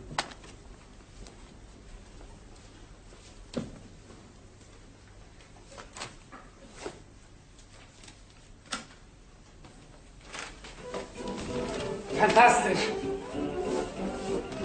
Du kannst sie dir als Andenken mitnehmen. Wieso als Andenken? Vergessen, was ich dir heute früh gesagt habe. Ach, Laura, das wird doch nicht mehr vorkommen. Großes Ehrenwort. Ich habe nur plötzlich Mattscheibe gehabt. Ich habe gar nicht gewusst, was ich tue. Trotzdem, ich glaube, es ist besser, wenn du nicht mehr herkommst. Warum kannst du nicht sein wie immer? Nein, Danny. Wirklich nein. Na schön. Aber bilden Sie sich bloß nicht ein, Sie können mich mit Schallplatten abwimmeln. Die will ich gar nicht. Siehst du, das ist genau, was ich meine. Nein, das sehe ich nicht ein. Aber bitte, wenn Sie es wünschen, tut mir leid, dass ich Sie gestört habe. Wer ist denn nun schon wieder?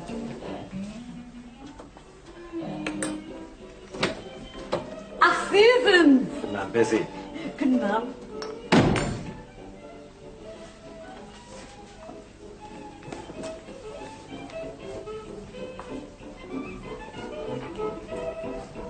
Gut geschlafen? Ja, danke. Danny, stellen Sie die Platte ab. Wieso? Gefällt sie Ihnen nicht? Na klar, aber jetzt ist Schluss damit. Dann stellen Sie doch selber ab.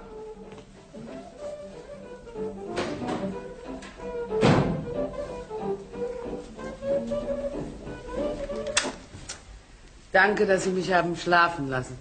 Sie hatten es nötig. Glauben Sie immer noch, dass der Mord mit meinem Gewehr geschehen ist? Mein Chef ist davon überzeugt. Er irrt sich. Laura, wir haben jetzt andere Sorgen. Ihr Verlobter hat ausgesagt. Wie haben Sie denn das zustande gebracht? Mit leichtem Druck? War nicht nötig.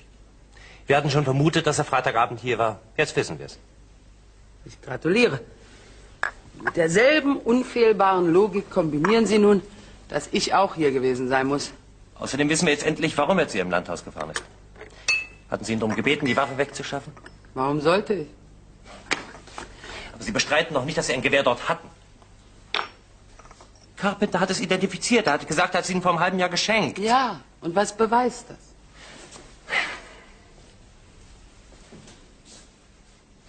Laura, ich bitte Sie, Sie wecken trotz Ihres Versprechens einen Mann um Mitternacht mit Ihrem Telefonanruf und sofort fährt er hinaus zu Ihrem Landhaus.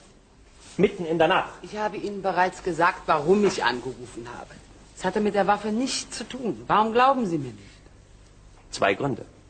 Erstens Logik und dann die Lügen, die Sie mir schon aufgetischt haben. Gelogen habe ich nur einmal mit der Whiskyflasche. Aber da wollte ich Shelby schützen, was inzwischen überflüssig geworden ist. So. Aber Sie wollen uns immer noch einreden, dass Sie von dem Mord erst gestern Abend bei Ihrer Heimkehr erfahren haben? Ja. Das begründen Sie damit, dass Sie völlig abgeschnitten waren, dass Sie keine Zeitung gelesen haben, dass Ihr Radio nicht funktionierte? Ja. Wirklich? Ihr Radio funktioniert tadellos. Dann hat es mein Radiohändler endlich repariert. Ich hatte ihn schon vor Wochen darum gebeten. So. Und gestern nun hat er es gerade gemacht. Laura, ich bitte Sie. Wozu fragen Sie mich überhaupt, wenn Sie jede Antwort für eine Lüge halten? Ersparen Sie sich doch wenigstens Ihre verlogene Freundlichkeit. Bitte schön, das können Sie haben. Ich habe nämlich den Auftrag, Sie zu verhaften. Heute Nachmittag habe ich es abgelehnt. Habe dafür eine riesen Zigarre eingesteckt. Weil ich dann gedacht habe, dass Sie Ruhe brauchen, weil ich nicht der Mann bin, der eine völlig erschöpfte Frau ins Kreuz verhält. Aber jetzt, wo ich ausgeruht bin, steht ihm ja nichts mehr im Weg. Ja! Aber jetzt bin ich müde. Ich habe nämlich nicht geschlafen. Entschuldigen Sie bitte. Wie wär's mit einem Whisky? Ja, bitte. Haben Sie schon etwas gegessen? Seit unserer 27. Tasse Kaffee heute früh nicht. Bessie? Ach, verdammt nochmal, Laura, ich will Sie doch gar nicht in die Enge treiben. Glauben Sie mir, es ist wirklich besser, wenn wir ein paar von diesen idiotischen Widersprüchen miteinander aufklären. Sie wünschen? Bitte bring ein zweites Gedeck. Richtig getippt.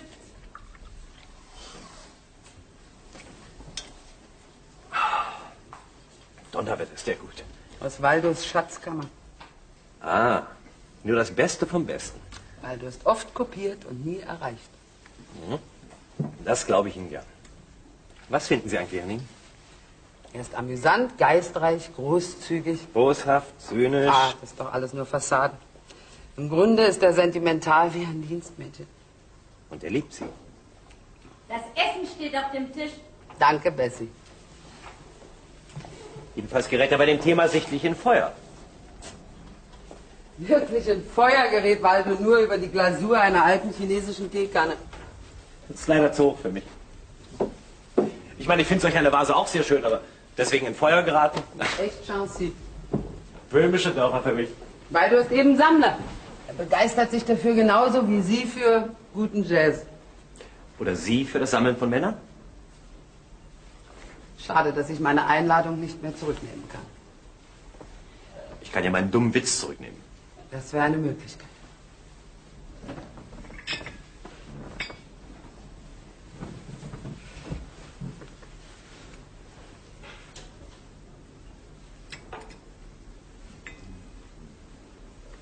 Aber im Ernst, Laura. Sehen Sie nicht manchmal mehr in einem Mann, als wirklich dahinter steckt? Ja. Ich habe in meinem Leben sehr oft alles auf eine Karte gesetzt. Aber die Karte war immer falsch. Privat bin ich eben ein aussichtsloser Fall.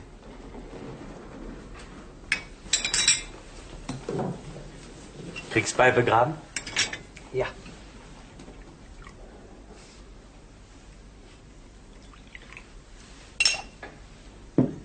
Ich kann Ihnen jetzt leider keine Friedenspfeife anbieten.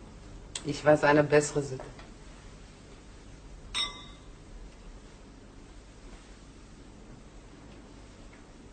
Ich störe doch nicht die Gemütlichkeit.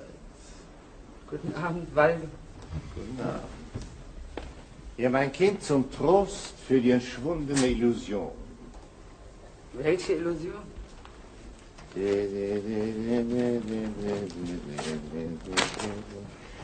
Shelby Carpenter gesteht Liebesaffäre mit Mordopfer.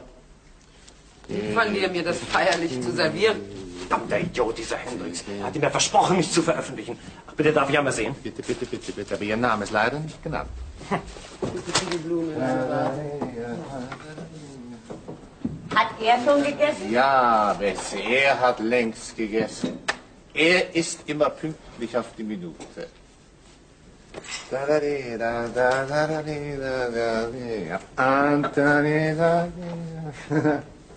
Reizender Trick eines Kavaliers. Ne? Er nimmt die Schlinge von seinem eigenen Hals und manipuliert sie 1, 2, 3. Um den einigen. Aber ich werde meinen Strich durch die Rechnung machen. Und nicht nur eben. Dramatisier doch nicht alles. Ich habe nichts um den Hals und nicht auf den Gewissen. Leider ist das nicht ganz die Meinung deines lieben Gastes. Bisher liegt keine Anklage gegen Miss Hunt vor. Ach, Sie sind nicht der Meinung Ihres Vorgesetzten. Ich ziehe es vor, meine Meinung für mich zu behalten.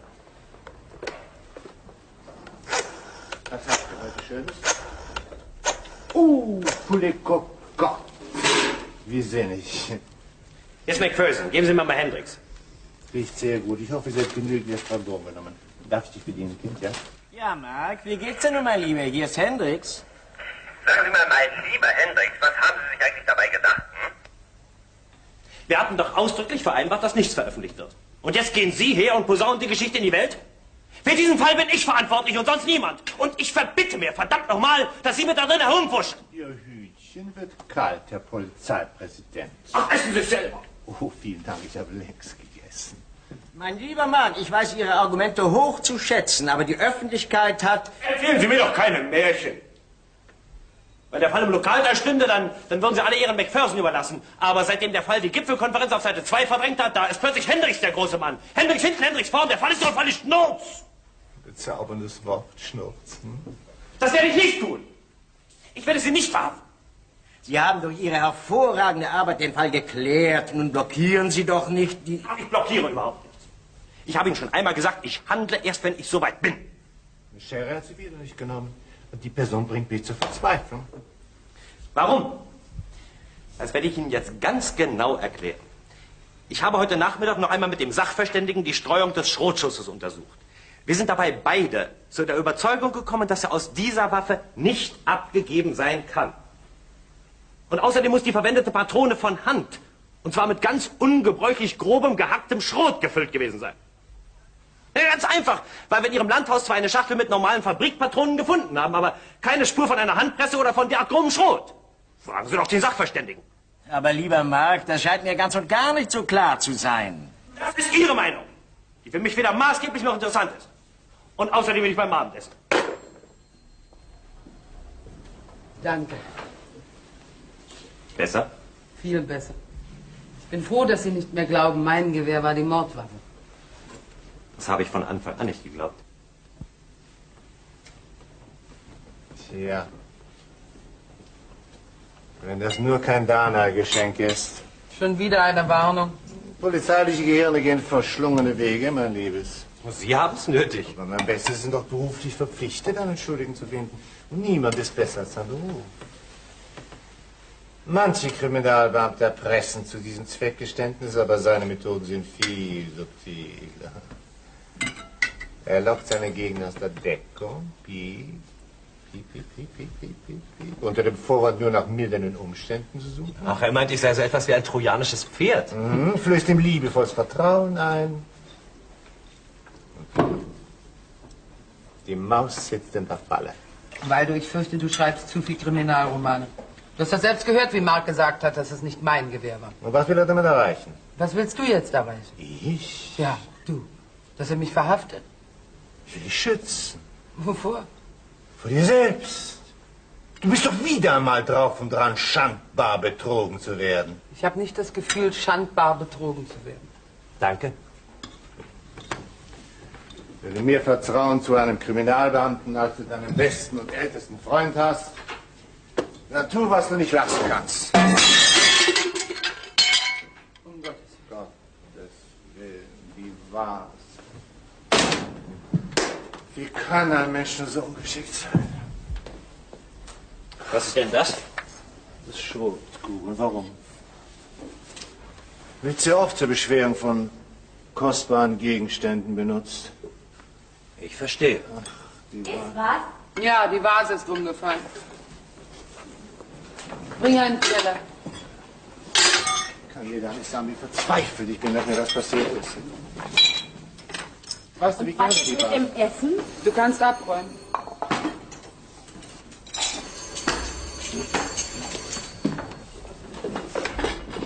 Ja? Am Apparat. Gut. Ja, Hendricks? So, mein Freund. Und nun möchte ich gerne wissen, ob man mit Ihnen wieder vernünftig reden kann. Ich werde mir nämlich... ich habe mich ja schon wieder beruhigt. Aber ich nicht. Ich warte noch genau 60 Minuten darauf, dass Sie endlich etwas tun für Ihr Geld. Selbstverständlich, Mr. Hendricks. Es hat sich etwas Neues ergeben. Sie wissen was, und zwar sofort. Nein, das... Muss ich Ihnen persönlich sagen. Ich bin in 2 Minuten bei Ihnen. Mr. Lüdecker? Ja. Warum haben Sie die Vase zerbrochen? Warum ich was? Sie haben meine Frage ganz genau verstanden. Ein unglückseliger Zufall. Wirklich? Verehrtes, das ist nicht meine Gewohnheit, kostbare Vasen zu zerbrechen. Ich sammle sie. Laura weiß ganz genau, wie kostbar mir die Vase war. Ah ja. Zumal das Pendant davon in Ihrer Wohnung steht. Interessant, was Sie mit Dingen tun, die Ihnen wertvoll sind. Was tue ich denn? Das wissen Sie nicht? Nein. Wirklich nicht? Nein.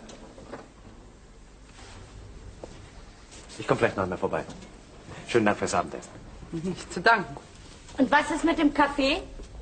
Danke, Bessie. Wenn du fertig bist, kannst du nach Hause gehen.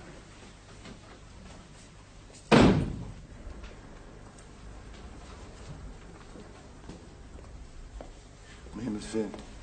Du glaubst doch nicht etwa auch, dass ich die Vase absichtlich heruntergeworfen habe? Aber natürlich. Das wäre mir wahnsinnig unangenehm. Denn bei der Mentalität dieses Menschen ist es sehr gut möglich, dass er die Schrotkugeln jetzt als Beweis gegen dich verwendet. Ich glaube nicht, dass er das tun wird. Dein tragischer Fehler ist, du fällst immer auf die Männer herein, weil sie stark sind und bleibst an ihnen hängen, weil sie schwach sind. Ich kann es nicht ändern. Ein Kind ist Vertrauen zu den Menschen, ehrt dich, aber es ist gefährlich. Glaube mir, der Mann wird nicht Ruhe geben, ehe er dich überführt hat. Woraus willst du das entnehmen? Kind. Wie gut kennst du ihn? Wir haben uns 10 Stunden lang miteinander unterhalten. 10 Stunden. Und schon behängst du ihn wie alle seine Vorgänger mit sämtlichen Tugenden eines Fahnenritters. Hat er dir von seinen beruflichen Erfolgen erzählt? Ja. Auch von den großen Kämpfen mit den Verbrechern im Hafenviertel? Auch. Ich hab's doch gewusst, ich kenne doch diesen Typ. Eitelkeit, nichts als Eitelkeit. Du hast doch gehört, wie er sich am Telefon benommen hat, wie er mit seinem Vorgesetzten geschrien hat, nur weil die Zeitung, der Artikel in der Zeitung geschehen, ohne dass sein Name genannt war. Glaubst du wirklich, dass ein Mensch wie der auf seine Beförderung verzichten wird wegen einer Frauengeschichte? Was hat das damit zu tun? Alles. Alles bei einem Menschen, der die Frauen als Bienen bezeichnet. Das glaube ich nicht. Ah, diese Geschichte hat er dir nicht erzählt. Na, dann darf ich vielleicht zitieren. Oh, ich hatte sehr gute Presse als Herzensbrecher in Richmond Hill. Muntere kleine Bienen. Einer hat sogar mal einen Fuchspelz aus mir rausgeschlagen. Ist das alles?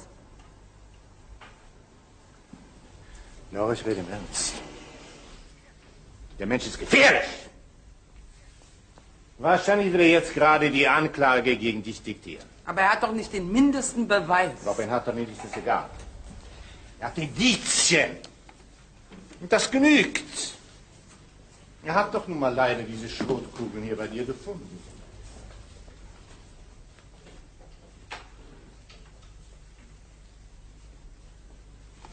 Ja, glaubst du denn auch, dass ich es getan habe? Mensch, mach dir doch keine Sorgen, ich bin doch da. Glaubst du auch, dass Aber ich bin doch da. Er soll nur versuchen, es mit mir aufzunehmen. Ich werde ihn in seine Bestandteile zerlegen. Das ganze Land wird sich amüsieren über die Farce, die ich mit diesem Flegel aufgeführt habe. Ich will eine Antwort auf meine Frage. Hältst du mich für fähig, einen Mord zu begehen? Ich würde dich dafür bewundern. Ich gehe jetzt. Gute Nacht. Gute Nacht. Bessie? Ja? Es ist nicht. Danke. Bis morgen. Gute Nacht. Gute Nacht. Gute Nacht, Bessie. Gute Nacht. Ist dir kalt?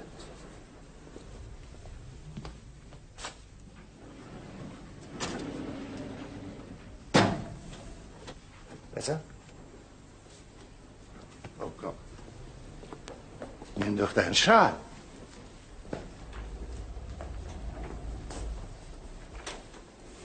Nicht.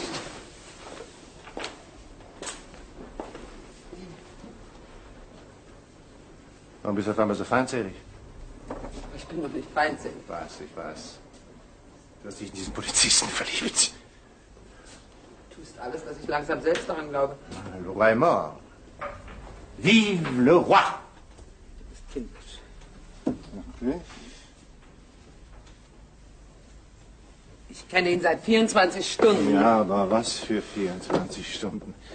Der größte Teil davon verging zwischen gestern Abend und heute früh. Was willst du damit sagen? Als ich heute Morgen ankam, da war er nur halb angezogen und kam aus dem Bad.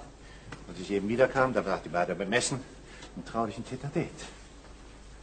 Glaubst du wirklich, du kannst deinen Kopf retten, wenn du dich dem Henker an den Hals wirfst? Du übersiehst, dass ich unschuldig bin. Und deshalb weder meinen Kopf noch sonst etwas retten muss. Du bist blind. Wie immer, wenn du verliebt bist. Ja. Die Namen ändern sich, aber das Schema bleibt immer das gleiche.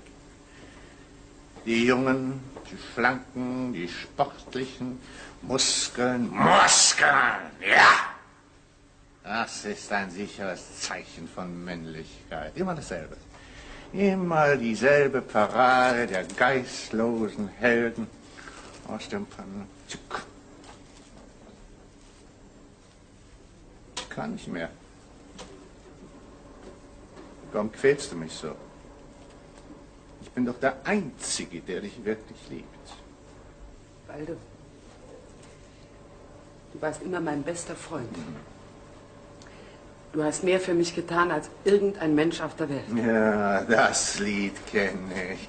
Ach, der gute Walde, der ist immer da, der gute alte Walde. Geh dein Körbchen, Walde, kusch, kusch, go, geh. Sei ein guter Hund, du kriegst schon deinen Knochen. Glaubst du wirklich, ich weiß nicht, warum du diesen Schal die ganzen Jahre nicht getragen hast? Weil die Erinnerung an die Nacht dich anekelt. Ich habe versucht, sie zu vergessen. Ja, das habe ich auch. Ich habe es nicht gekonnt. In meinem Leben bin ich nicht so gedemütigt worden wie damals von dir. Du von mir? Ja, ich von dir. Oh, ich weiß genau. Ich erinnere mich ganz genau an alles. Ich weiß genau, wie du ausgesehen hast, wie du in das Zimmer reinkamst mit dem Schal um die Schultern, wie schön du warst. Du warst wunderschön in dem Feuerschein, der hier aus dem Kamin herauskam. Wir waren glücklich.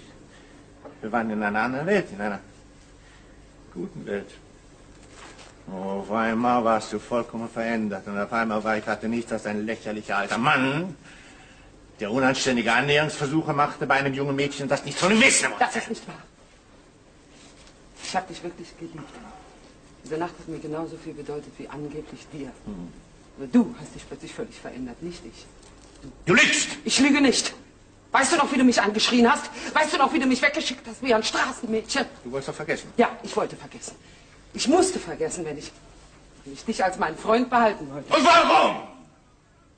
Nur weil du jemanden brauchtest, den du mit deinen Liebhabern quälen konntest, den du zur Verzweiflung bringen konntest, mit deinen Shelbys, mit Thurston's, wie sie alle heißen, diesen Gips-Apollos, diesen Götzen der Männlichkeit. Fang doch nicht wieder damit an. Deine krankhafte Eifersucht hat immer wieder alles zerstört. So wie ein Mann in meine Nähe kam, hast du ihn mit deinem Sarkasmus und mit deiner Ironie unmöglich gemacht. Was verlangst du eigentlich von mir und mit welchem Recht? Du kannst mich nicht haben, also soll mich auch kein anderer bekommen?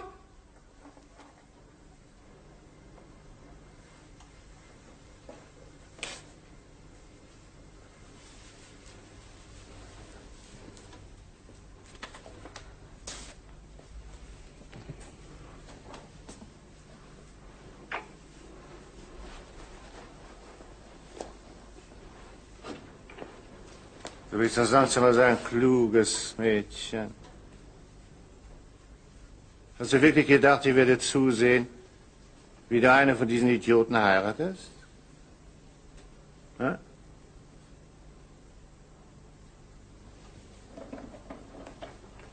Du hast es getan. Aha. Du hast sie umgebracht. Aha.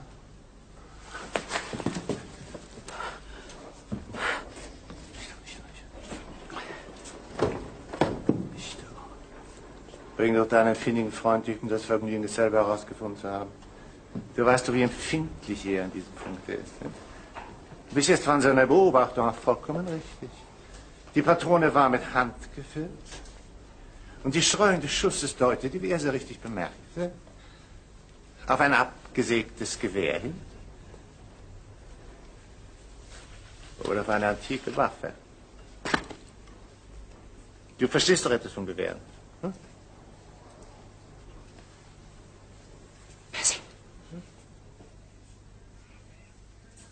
Hab doch keine Angst. Die Kugel, die einen trifft, hört man doch nicht, sagt man. Ich tu's doch nur für dich und für deine neue Liebe.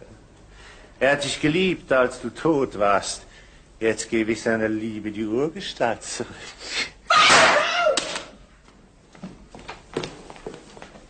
Mr. Lüdecker, mir scheint, Ihr Stock diente nicht nur dazu, um Bauern die Schädel einzuschlagen.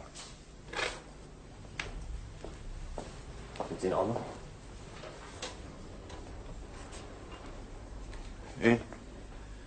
Ich bin verwundet. Ich blute. Das ist nur halb so wild. Laura. Das wär's, Mr. Lüdecker. Ja. Das wär's. Das letzte Kapitel meines Lebens ist geschrieben. Eine Parodie auf mich selbst, natürlich. Klingt beinahe wie das Ende einer schlechten, kitschigen, drittklassigen Operette. Die jungen Leute kriegen sich. Eine so miserable Schlusspointe muss ja Zuchthaus nach sich ziehen.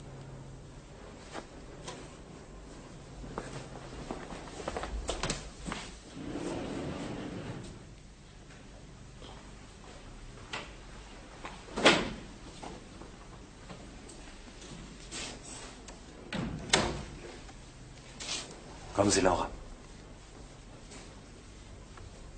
Kommen Sie. Kommen Sie, setzen Sie sich. So. Es tut mir leid, dass ich Ihnen das nicht ersparen konnte. Ich begreife das nicht.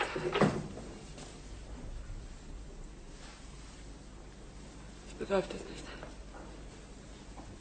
Laura, er ist ein kranker Mann. Für ihn ist jetzt jeder Augenblick ein Genuss.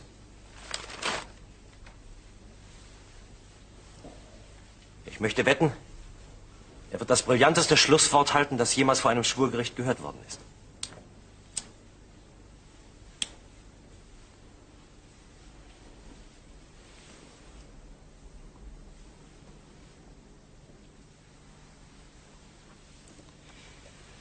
Ja, ich muss jetzt ins Büro.